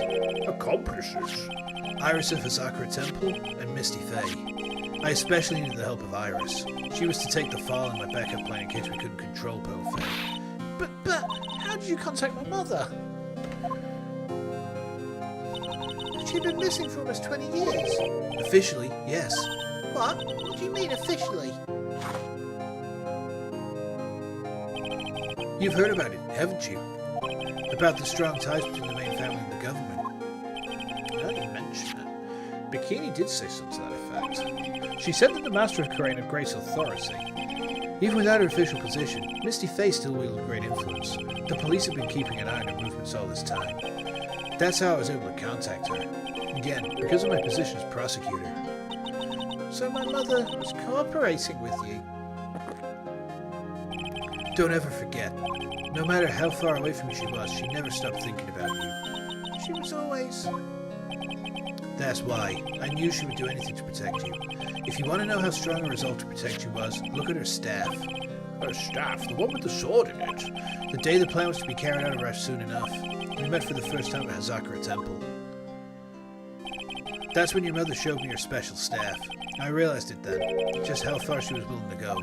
She was ready to use that sword to protect you from Orin Faye if necessary. Yeah, even if it meant paying the ultimate price. Mother... That night, the night of the crime, there was just one way to stop Morgan's evil plan. You mean pearls, don't you? We had to make sure she didn't channel Dahlia Hawthorne. Well, Pearl, what are you going to do tonight? Well, if you'd like, you can come to my room. Perhaps we can read some books together. We thought we could prevent her from playing her part in Morgan's plan, but she never showed up. She was worried and followed me to the inner temple. That was the thing we were most afraid of, and that's why Misty Faye had to do the channeling herself. She channeled Dahlia Hawthorne into her own body. What? What do you mean? If she channeled the spirit first, then Pearls wouldn't be able to do it herself. As Master of Karain, Misty Faye's power was supreme, so that's how it went down. She channeled Dahlia Hawthorne so that Pearl Faye wouldn't be able to. Ah! Oh boy. What? Is it true? My role in the plan was to make sure no one was going to hurt Maya Faye. That's why I hid myself at the inner temple.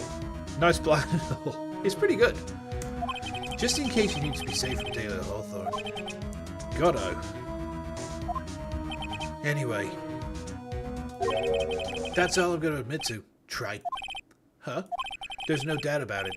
You're a great defense attorney, but you're going to have to do the rest yourself.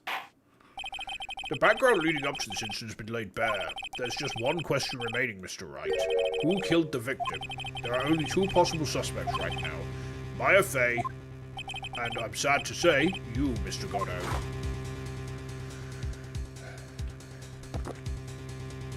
Well, Tripe, if you're the real deal, then finish this thing once and for all. Show us beyond a shadow of a doubt you can finish this on your own. No, Nick, please don't. Maya. I heard the whole thing. This is the very last cross-examination. Let's do this thing then. But my sister in the medical office. That's why I have to protect Mr. Goddo. I can't do it. I can't testify against him. After all, he's the man who put his life on the line to protect Mia, and me too. How did you not manage to stop a single small child? Pearls can kick over a car. Maya, I know that. Nick. But even so, it doesn't absolve him of his crime. Please, Maya, testify. Miss Faye, your testimony, please. Pearls is buff as fuck, she really is. This is the final testimony. Don't bother trying to hide anything, because I'll know. I want to hear the truth from your own lips. I understand. I'm sure you're right. I'm ready now, Nick. All right, young lady. Tell us about the moments before you lost consciousness. What exactly happened at the time of the murder? Unlimited coffee works. He's got Gate of Coffee Lot on.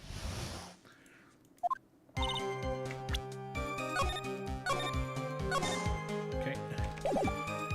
Just before it happened, I think I saw some red lights, 3 of them. I thought I'd ask for help, but just then I was splattered with blood. She wasn't dead though, and she struck back at the enemy behind her. Suddenly, the red lights went out and the whole area was dark. Just at that moment, there was a horrible scream. Right after that, Dahlia collapsed and I lost consciousness. There's no instant death or anything like that. Okay, good, good. These red lights, I thought you said you didn't remember seeing them. I'm sorry. I thought I saw them, and then they disappeared all of a sudden. Things break, Trike. Even the best of theories. Who was it that stabbed Misty Faye? It looks like you still can't prove it. Maya's telling the truth this time, I know it. The rest is up to me. Well then, Mr. Wright, proceed with your final cross-examination of the witness. Okay.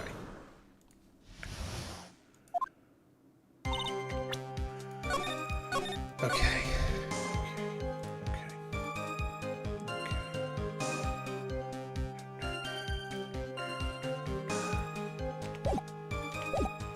We press on everything. Misty stabbed herself. Is she Yoshimitsu from Tekken? Light shining in the dark. I don't think you can make a mistake about that. Yeah, you're right. I think I saw them, but I can't say for certain. And I can't tell you for sure they were from Mr. Godo's mask either. I don't feel she's covering for anyone, but... But just after that, you turned towards the lights and called for help. Isn't that because you thought the lights were coming from Mr. Godo's mask? Yeah, I guess so. Maybe that's what I was thinking at the time, but I can't remember after all. There was a person I couldn't identify in front of me. Maya's life was in terrible danger at the time. There's no way she can remember the details to seem perfect. Alright then, let's go on with the testimony. What did you do when you saw the red lights? That blood, was it Dahlia Hawthorne's blood? I think so, probably. Just at that moment, I heard a soft scream that seemed to be close by. It was a woman's voice. So that was when the killer stabbed the victim from behind with the murder weapon. Isn't that right? Without a doubt, Maya was in the middle of a really dangerous situation. Anyway, the victim was stabbed by the murder weapon. What happened after that? Struck back? How'd you know that? Well, you're right, I didn't see it exactly, but I could tell by the sounds of their breathing and movement. And also, the smell of blood. You have witnessed more horror than any young lady should ever have to in one life. So then, what did you do at that point? I couldn't move. I just barely made out their shadows moving in the dark, but I had no idea what to do. Could you still see the red light mentioned earlier? Yeah, I think so. But They went out. yeah, suddenly I couldn't see them at all. What could it mean? If the red lights were coming from Godo's mask, and they went out right in the middle of a fight, Maybe the mask was damaged. or maybe it was knocked off. Or maybe the batteries ran out. Right, Trike? Or maybe those little red pinhead looking lights just stopped working. It could have really happened then. What do you mean by just at that moment? Do you mean the moment when the red lights went out? Yeah, that's right. The scream that you heard then, was it Dahlia Hawthorne? I don't think so. I'm pretty sure it was a man's voice. What? So then, that scream came from the killer? That's gotta be it. I think Dahlia Hawthorne must have taken the blade and attacked the killer with it. And then the killer let out a scream of pain, huh? After that, the killer stole the blade back and delivered the final blow. Well, Mr. Wright, it seems to make sense to me. Sounds like a reasonable deduction, but I still kind of wonder.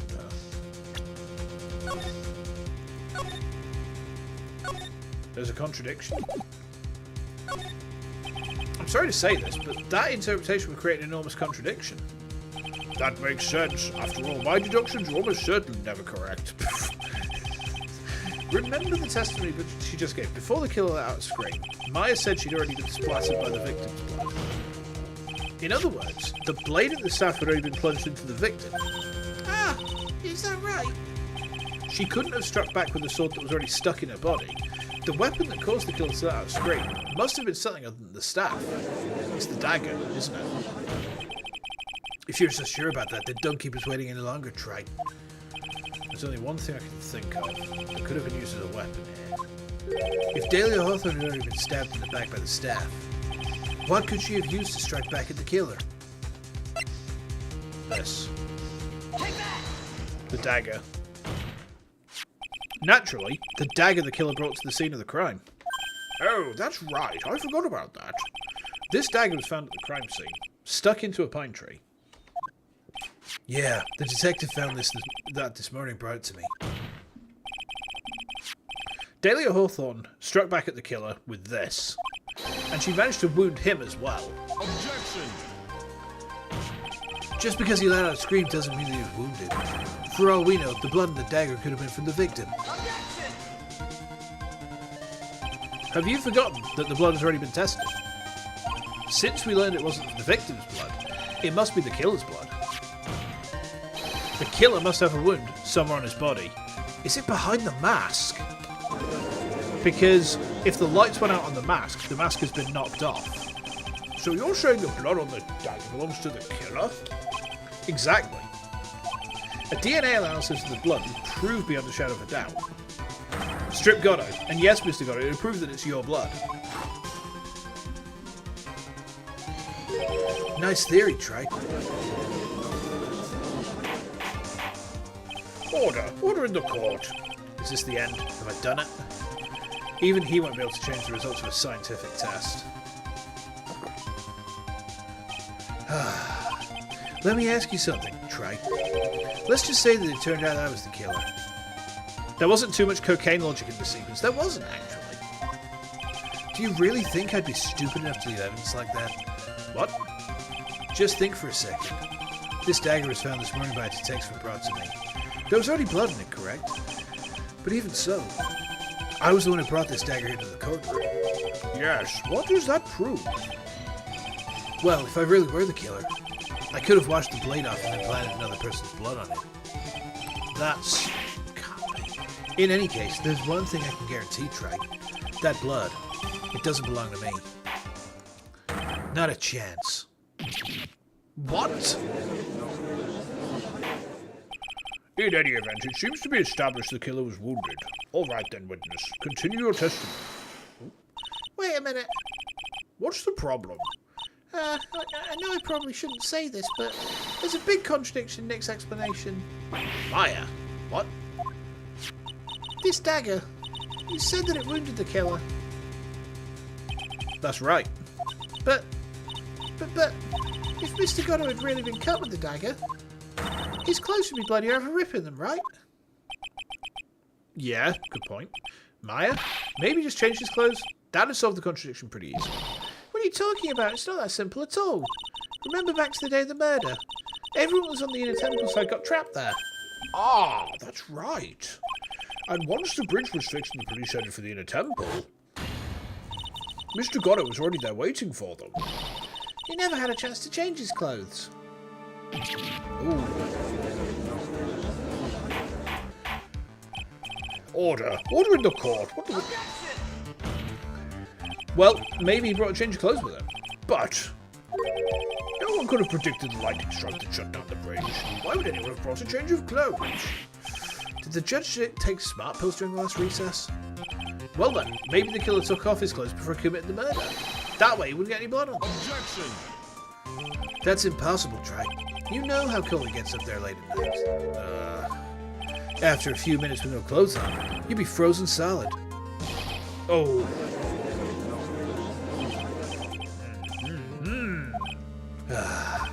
So that's all you've got. I knew you were tough enough to finish this.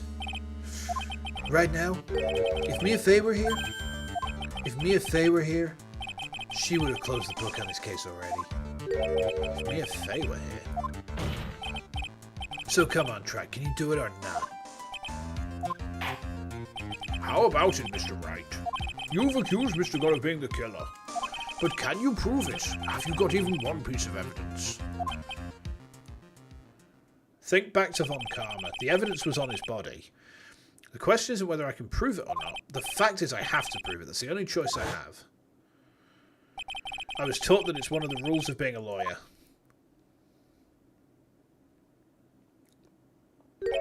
I can prove it. I'm going to bring your magnificent vengeance to fruition just as you want it.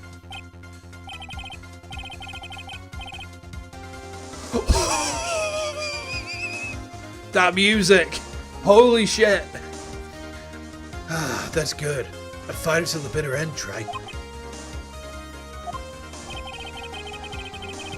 Since there's just one piece of evidence that can prove your point, why don't we go for the unlimited penalty? Are you trying to pressure me, Mr. Gatto? Because it doesn't matter to me. I've got the one piece of evidence I need. I'm going to save here just to be safe, but I'm pretty confident I know what I need to do. That fucking music is awesome. Holy shit. Give me a break. You got nothing, Trey. So what do I do at a time like this? It's simple. I've got to think outside the box and approach this from a different angle. Alright then, Mr. Wright. Let's hear what you've got. There's one thing I've demonstrated in the previous cross-examination. The killer was wounded. This was proven by the blood on the dagger. But we decided it was impossible for him to have hidden such a wound. If you'd been cut by a dagger, there should have been a bloodstain on his clothing. There's one place the killer could have hidden his wound. What did you say? Hidden? It's under the mask. It's under his fucking mask. This is it. My last stand. I need to think about this from a different angle. I don't need to think about why there were no bloodstains on his clothing. I need to show how he hid the wound. It's here. It's the end of the line. The final stop, Trey. Let's hear what you got.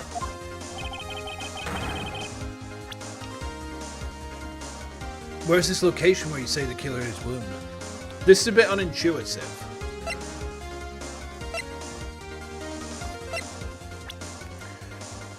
I think it's Godot's profile because it's got the mask on it. You remember the sequence with the cape in 2-3? Yeah. This is the same idea. I'm not quite sure I follow. But I think what I need to do... Like, the thing is, his profile shows his mask. I'm confident it's underneath his mask. We don't have the mask in the evidence, so I'm just gonna... I'm going for it. I'm going for it. I'm fucking going for it.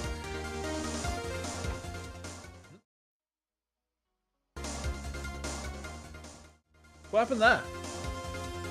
What happened? Why did that go to my ending screen? Why did that go to my ending screen? What the fuck? I have no idea what just happened. Alright, let's do it.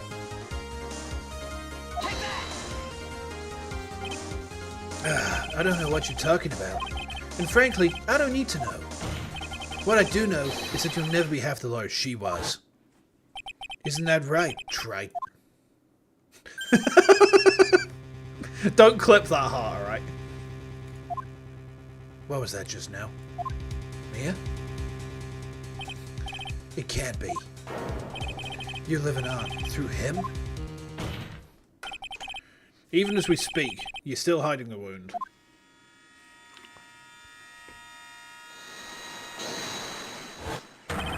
It's beneath your mask. During the fight, the red lights given off by the killer suddenly disappeared. Seconds later, the killer let out a scream. That's right, your mask went flying off your face. Mr. Godot, would you mind removing your mask? If you have a dagger wound under there somewhere, then I'd say this whole case is solved. Oh! He's exploding.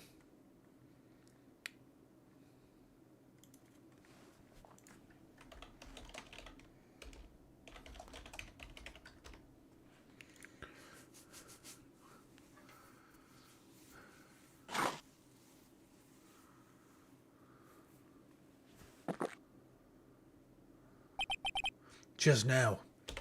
I saw a spirit in you. I never liked you. 6 years ago, you helped the woman who put me to sleep by hiding a bottle of poison. And then, while I was sleeping, you let Mia die. But you didn't care. You just kept living your pathetic, happy-go-lucky life. You even had the nerve to follow in her footsteps as a lawyer. I could never forgive you. That's what I thought. Mr. Godot.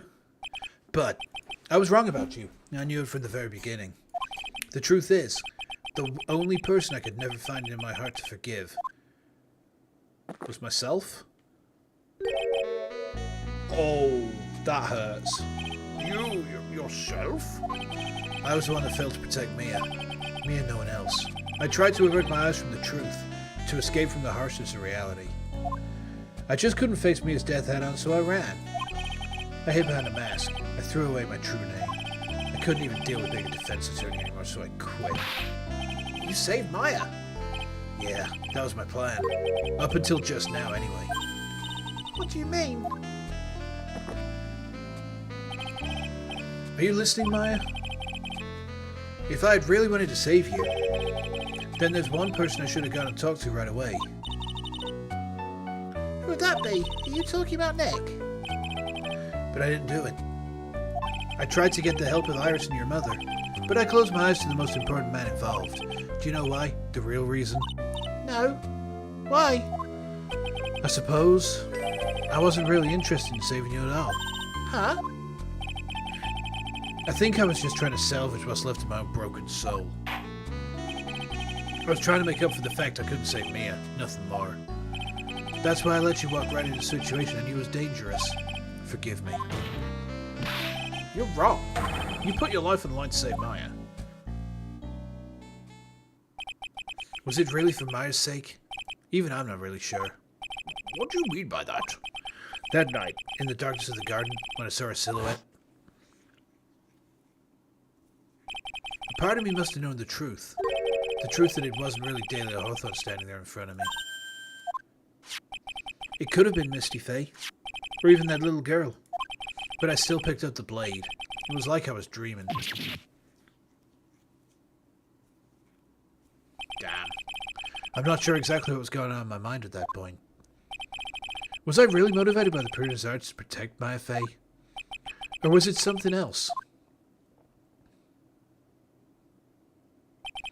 Was it my hatred for a woman who'd stolen everything from me 6 years earlier? Could it have been simply a desire for revenge? And now, I don't know anything anymore. Did learn something today, though. I finally realized that I was the arrogant one. I was just chasing an illusion of fantasy. The stupid fantasy of defeating you in the courtroom. You were the one who made me realize my folly. You never ran away from Mia's death. Instead, you picked up where she left off. As a true defender of the people. In that one moment, I understood everything. Mr. Goddo.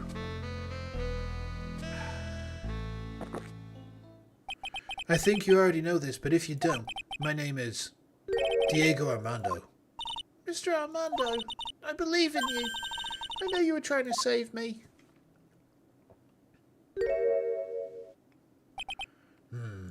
Thanks. He's crying because it's all over.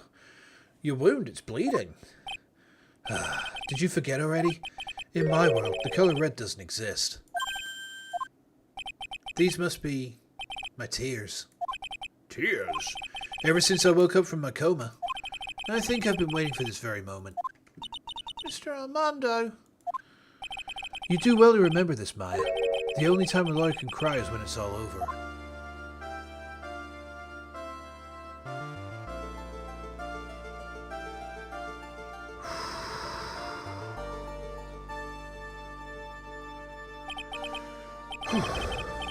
This time it really is all over, isn't it? Defendant. Yes, Your Honor. Although you weren't directly involved in the murder, tampering with the body in the crime scene is a serious offence in itself. I understand, Your Honor. Mr. Armando explained that to me very carefully. I knew the risk and I willingly cooperated anyway. Very well. Before I hand down my verdict, is there anything you'd like to say? Well, there is one thing. I'd like to say something to Mr. Wright. I want to apologise to you. Apologise? To me? For what? For the case 5 years ago. Of course. Let's just say that 3-5 is going to make the case tier list incredibly complicated now.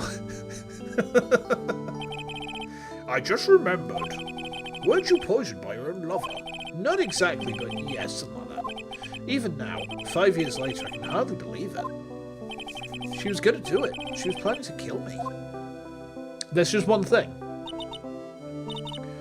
It's not all that surprising. The two of you hardly knew each other. What do you mean?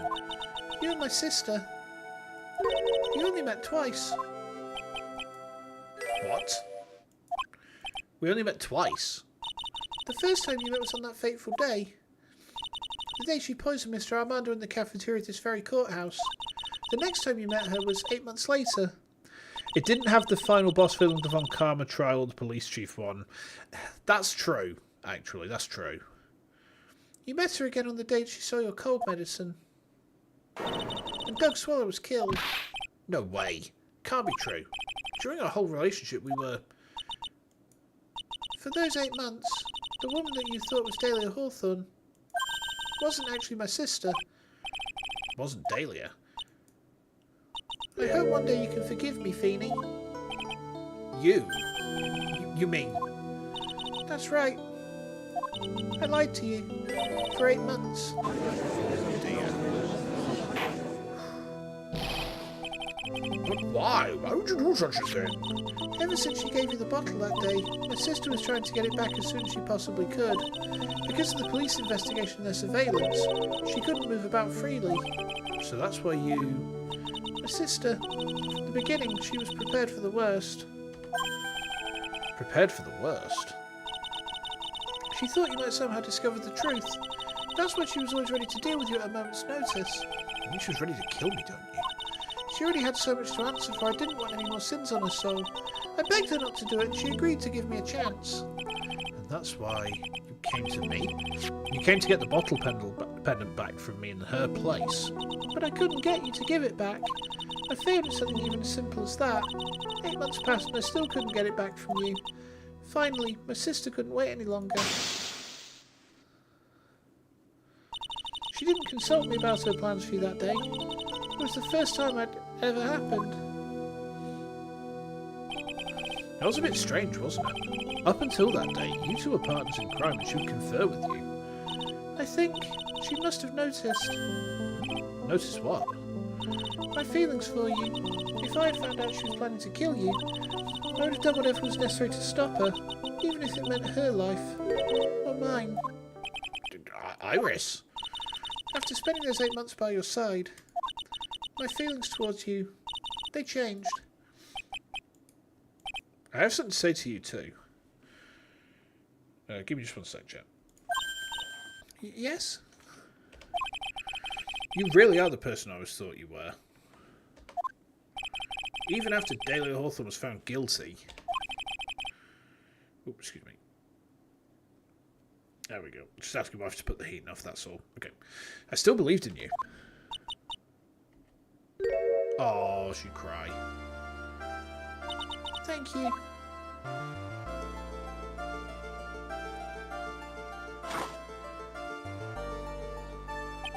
How many cups of darkness have I drank over the years? Even I don't know. I'll tell you though. Right now, this one here is the greatest cup I think I've ever had. Don't you think so? Phoenix, right? Oh, he actually used his name. Yeah, I think you're right. The purpose of this trial was to prove the murder of the victim, at least doubt him. At some point, I expect you will be tried for your roles and accomplice in this case. I understand, Your Honour. Very well. On the charge of murder, I hereby find the defendant.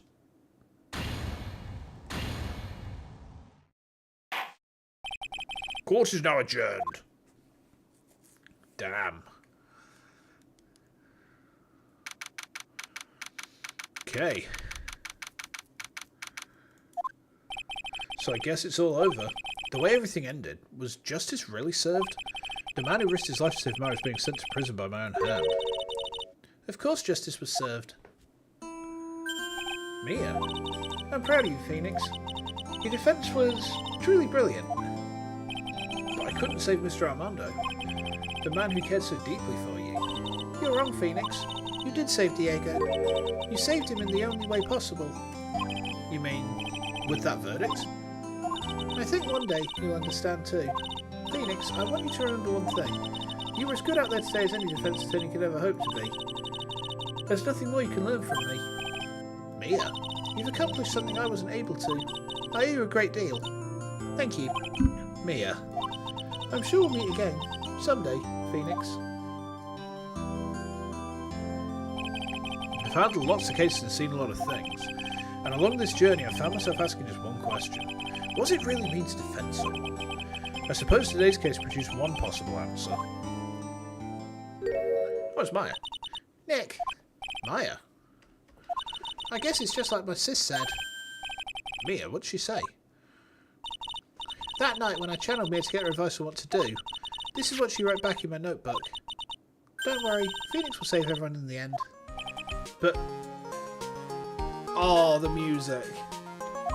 Come on, cut out with that gloomy face. Can't you see? Me, sis, and I'm sure Iris too. We owe you for everything you've done for us, Nick. Maya, how? How can you be so bright and chipper after all that's happened? You were brutally attacked. You even saw your mother murdered. Ow! Francisca! Still as softy as always, Phoenix Wright. Excellent work, right? Huh? Mr. Edgeworth? When did you get back? Oh, that's right. I guess no one filled in on that. Edward and Francisca have actually been helping me. Helping you? If these two hadn't been here on the first day of the trial, the defence wouldn't have gotten anywhere. Wow. But where were you, Nick? I heard he fell into a river and caught a nasty cold which forced him to sleep all day.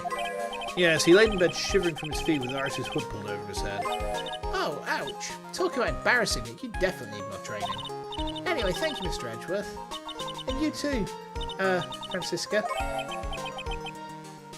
Who's this? Is this Gumshoe? Don't suppose.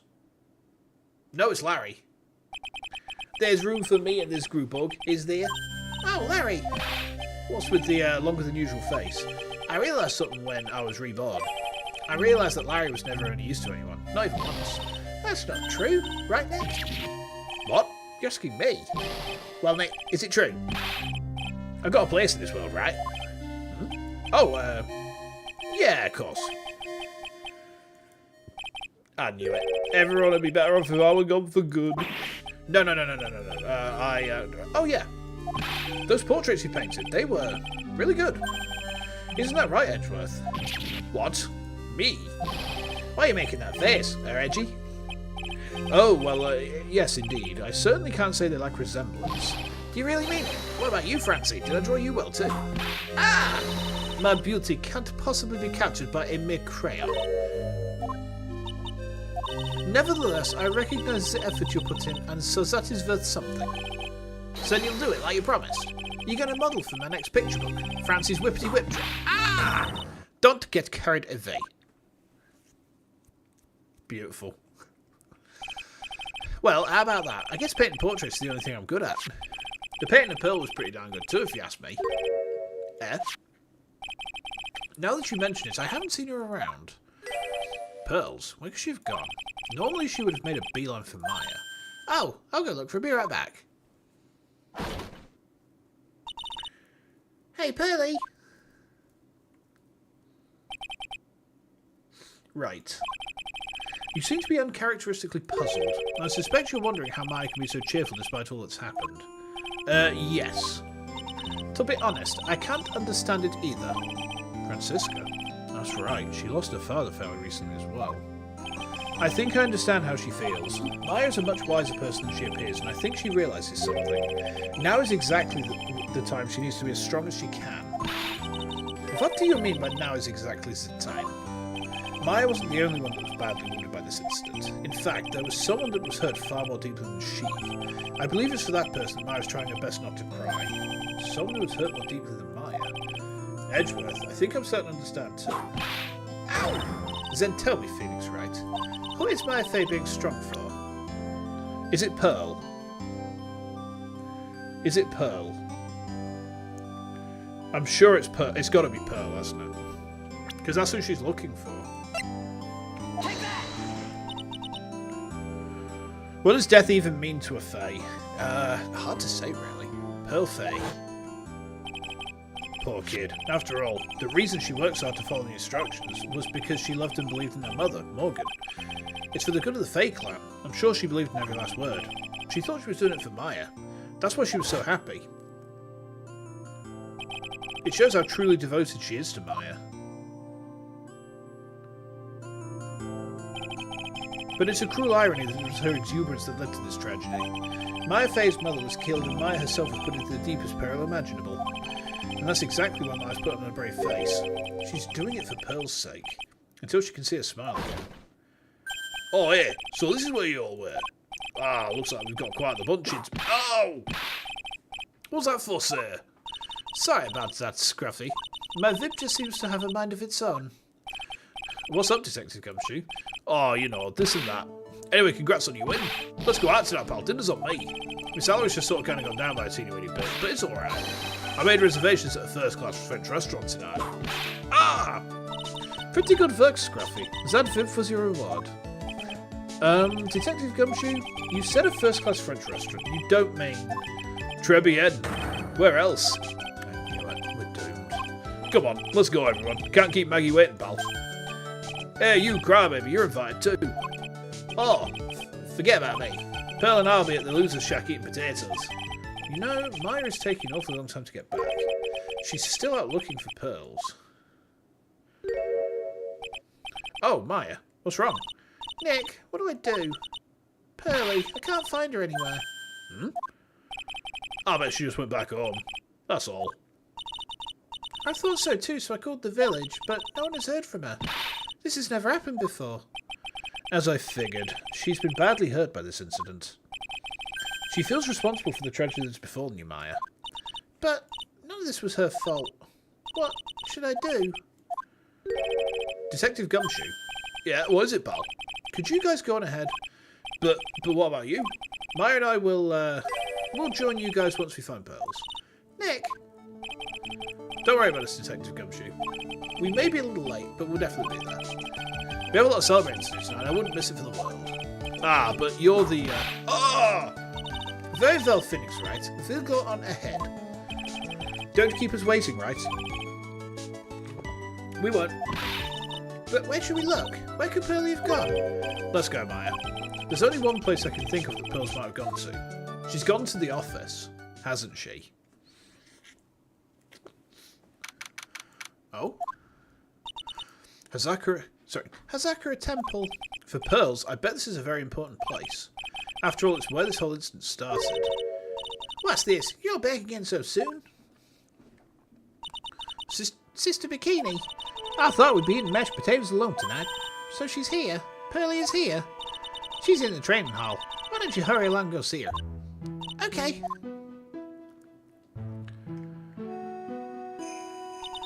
Pearly's not here. Ah, Maya, the hanging scroll. Oh. Someone cleaned it off. It's got to be pearls. Ah! Mystic Maya! Pearly! Why? Why'd you just leave like that? Mystic Maya! Aww. We're having a moment. We're having a cute moment together.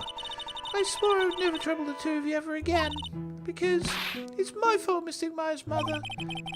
That's why you came here? It's the least I could do, to pray for your happiness. You don't have to do that, Pearly. It wasn't your fault. You didn't do anything wrong. Of course I'm sad my mum's gone, but how do I say this? I'm still happy. You don't have to lie just to make me feel better. No, really. It's all true. The only reason I'm still here at all is thanks to everyone who's there for me. My sis, my mother, Mr. Armando, Nick, and you. If even one of you weren't there, I'm sure I wouldn't still be alive right now. That's why I have to be strong. For all the people that were there for me when I needed them. That's all I can really do. Mystic Maya. I'm impressed. You truly are the daughter of Mystic Misty. Sister Bikini.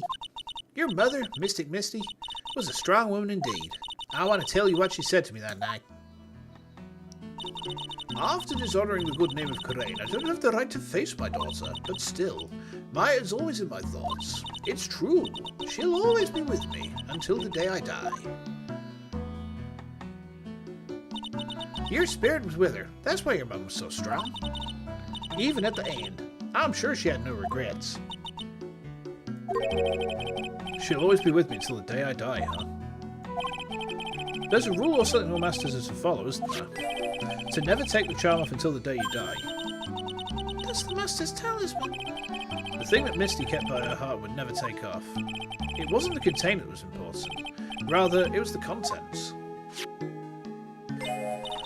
get? A photo? Ah. Mother. Is it a photo of her and Pearl?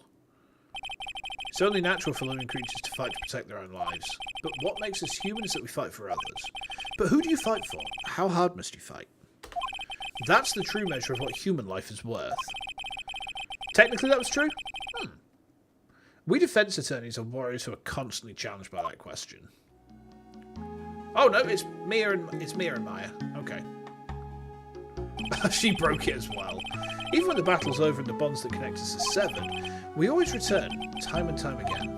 Mia, Maya, Pearls, Mr. Armando, and Maya's mother too. I learned that from all of them.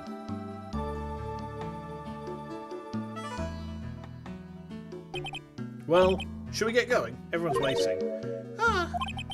This is a day to remember, a day when a lot of things were finally put to rest. I think we should celebrate what we've overcome today. But I still can't. Oh, go on, sweetie. You can come back for training anytime. Oh, okay. All right, I'm going to make a brand new start too. Sister Bikini, I'll be back for more training. I promise. I know, and I won't go easy on you just because you're the future master. I'll make sure to prepare reservations for 3 when you come back. All right, we're going to have a great feast today, Pearly. You know why? Because training is a battle of endurance. Okay, Mystic Maya, I'll eat lots and lots of food tonight. You know, there's one thing I don't get, and I probably don't want to, but... Where is it, Nick? Reservations for training is fine and all, but why for 3? Come on, what do you think? You're one of us, Nick. Next time you can train right alongside us. Bah. I'll be waiting for you.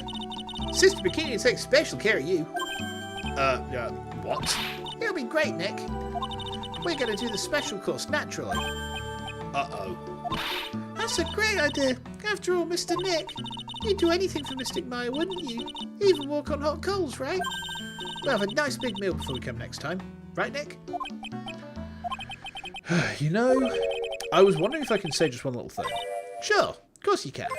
Oh, I love this part. Can't wait to hear it. I'm getting goosebumps too. Objection. Well then, here goes nothing.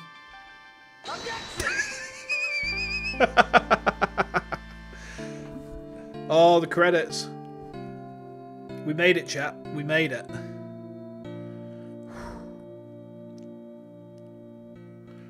I have to work extra hard now. Master of Crane and Office Manager of Ratco Law Offices. And I have to be a good big sister to Pearly and Nick too. Well, as long as I'm not locked up or captured or something like that.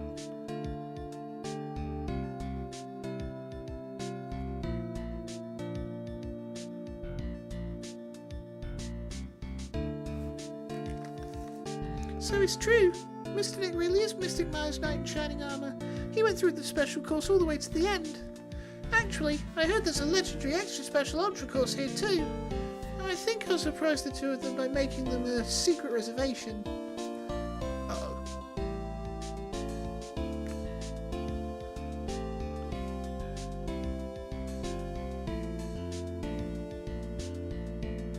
Maggie brought me a brand new coat as a present, pal. I feel 10 years younger. Never take it off. Yes, but somehow you just don't seem the same. I guess a dirty, shabby old overcoat's just more detective-like, sir. Don't worry about it. In the name of love, a man will soil himself silly. Don't soil yourself, Gumshoe, please.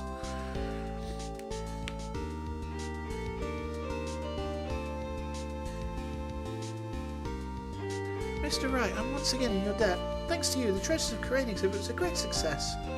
I even got to see Miss Von Karma, who I hadn't seen for almost a year. She taught me how to use a whip and said that I must show you what I've learned. Uh-oh.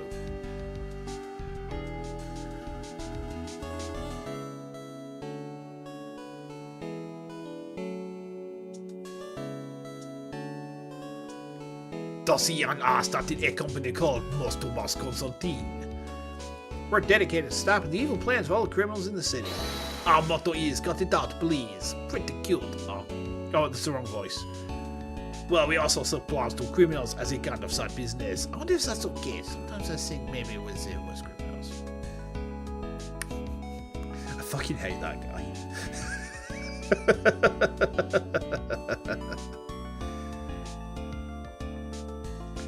wanted to show my appreciation to Mr. Wright for exterminating Don T. Gray, so I lent him $500,000 in a tea set. A special thick tea, I mixed with my own 2 hands.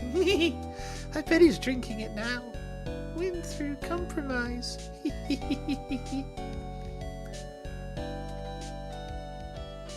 Brain Chan, my beloved. My beloved.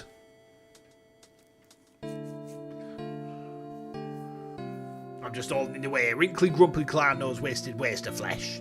At least that's what I thought. My grandkids had a birthday party for me the other day. Talk about embarrassing. 69 years old and I cry like a baby with a dirty diaper.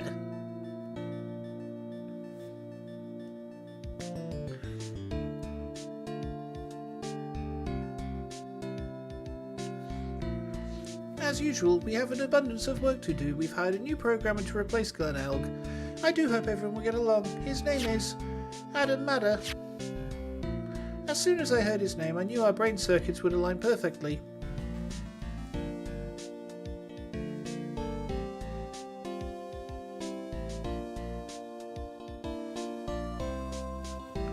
My. More reporters?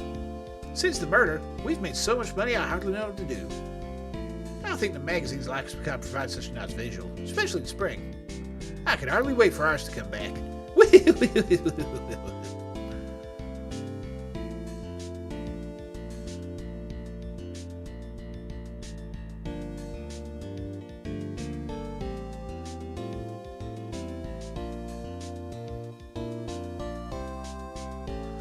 You've turned into such a respectable man, Feeney. It was so sweet of you and everyone else to come and visit me here the other day.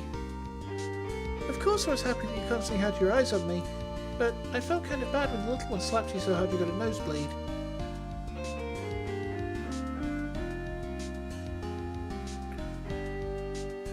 Objection!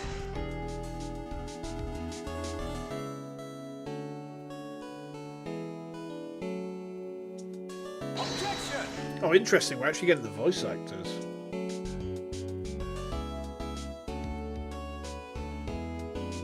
Objection!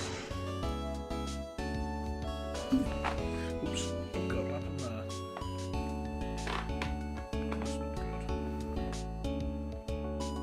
Objection!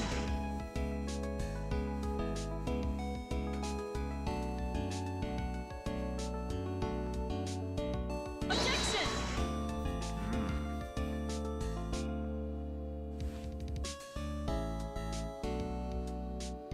Objection!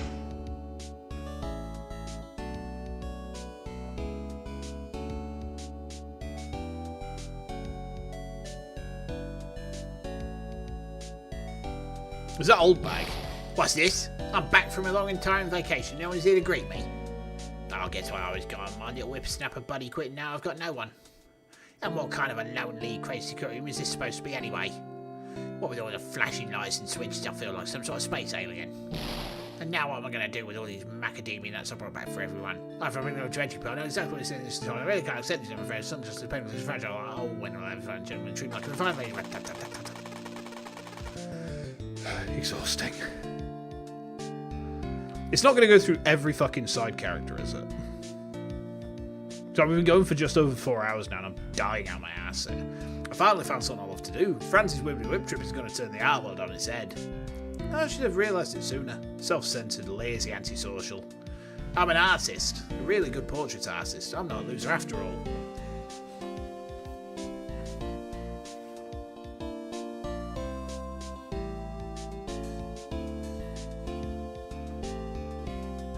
Oh, that's nice.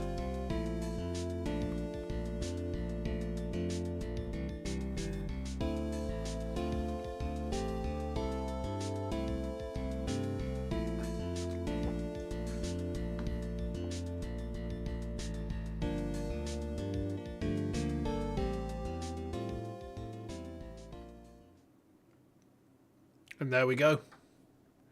That's that. We're done. We finished it. I didn't expect that. Right. Well, I guess we pull over here then. We just finished Ace Attorney trilogy. Didn't expect that, chap. Right. I'm just going to do a straight up just like go because I'm fucking knackered. We've been streaming for 4 hours and a bit. I'm back tomorrow, 5 p.m. for Skies of Arcadia. All right. So I will see you guys then. We're not going to raid out because I'm too tired. I'm just going straight off. Going to go to bed straight away, pretty much. Thank you for hanging out with me tonight. I hope you've had fun with this. I've had a lot of fun. I will see you really soon. And just make sure you look after yourselves in the meantime. Tomorrow, 5 p.m. UK time. Hopefully, I will see you there. Till then, take care.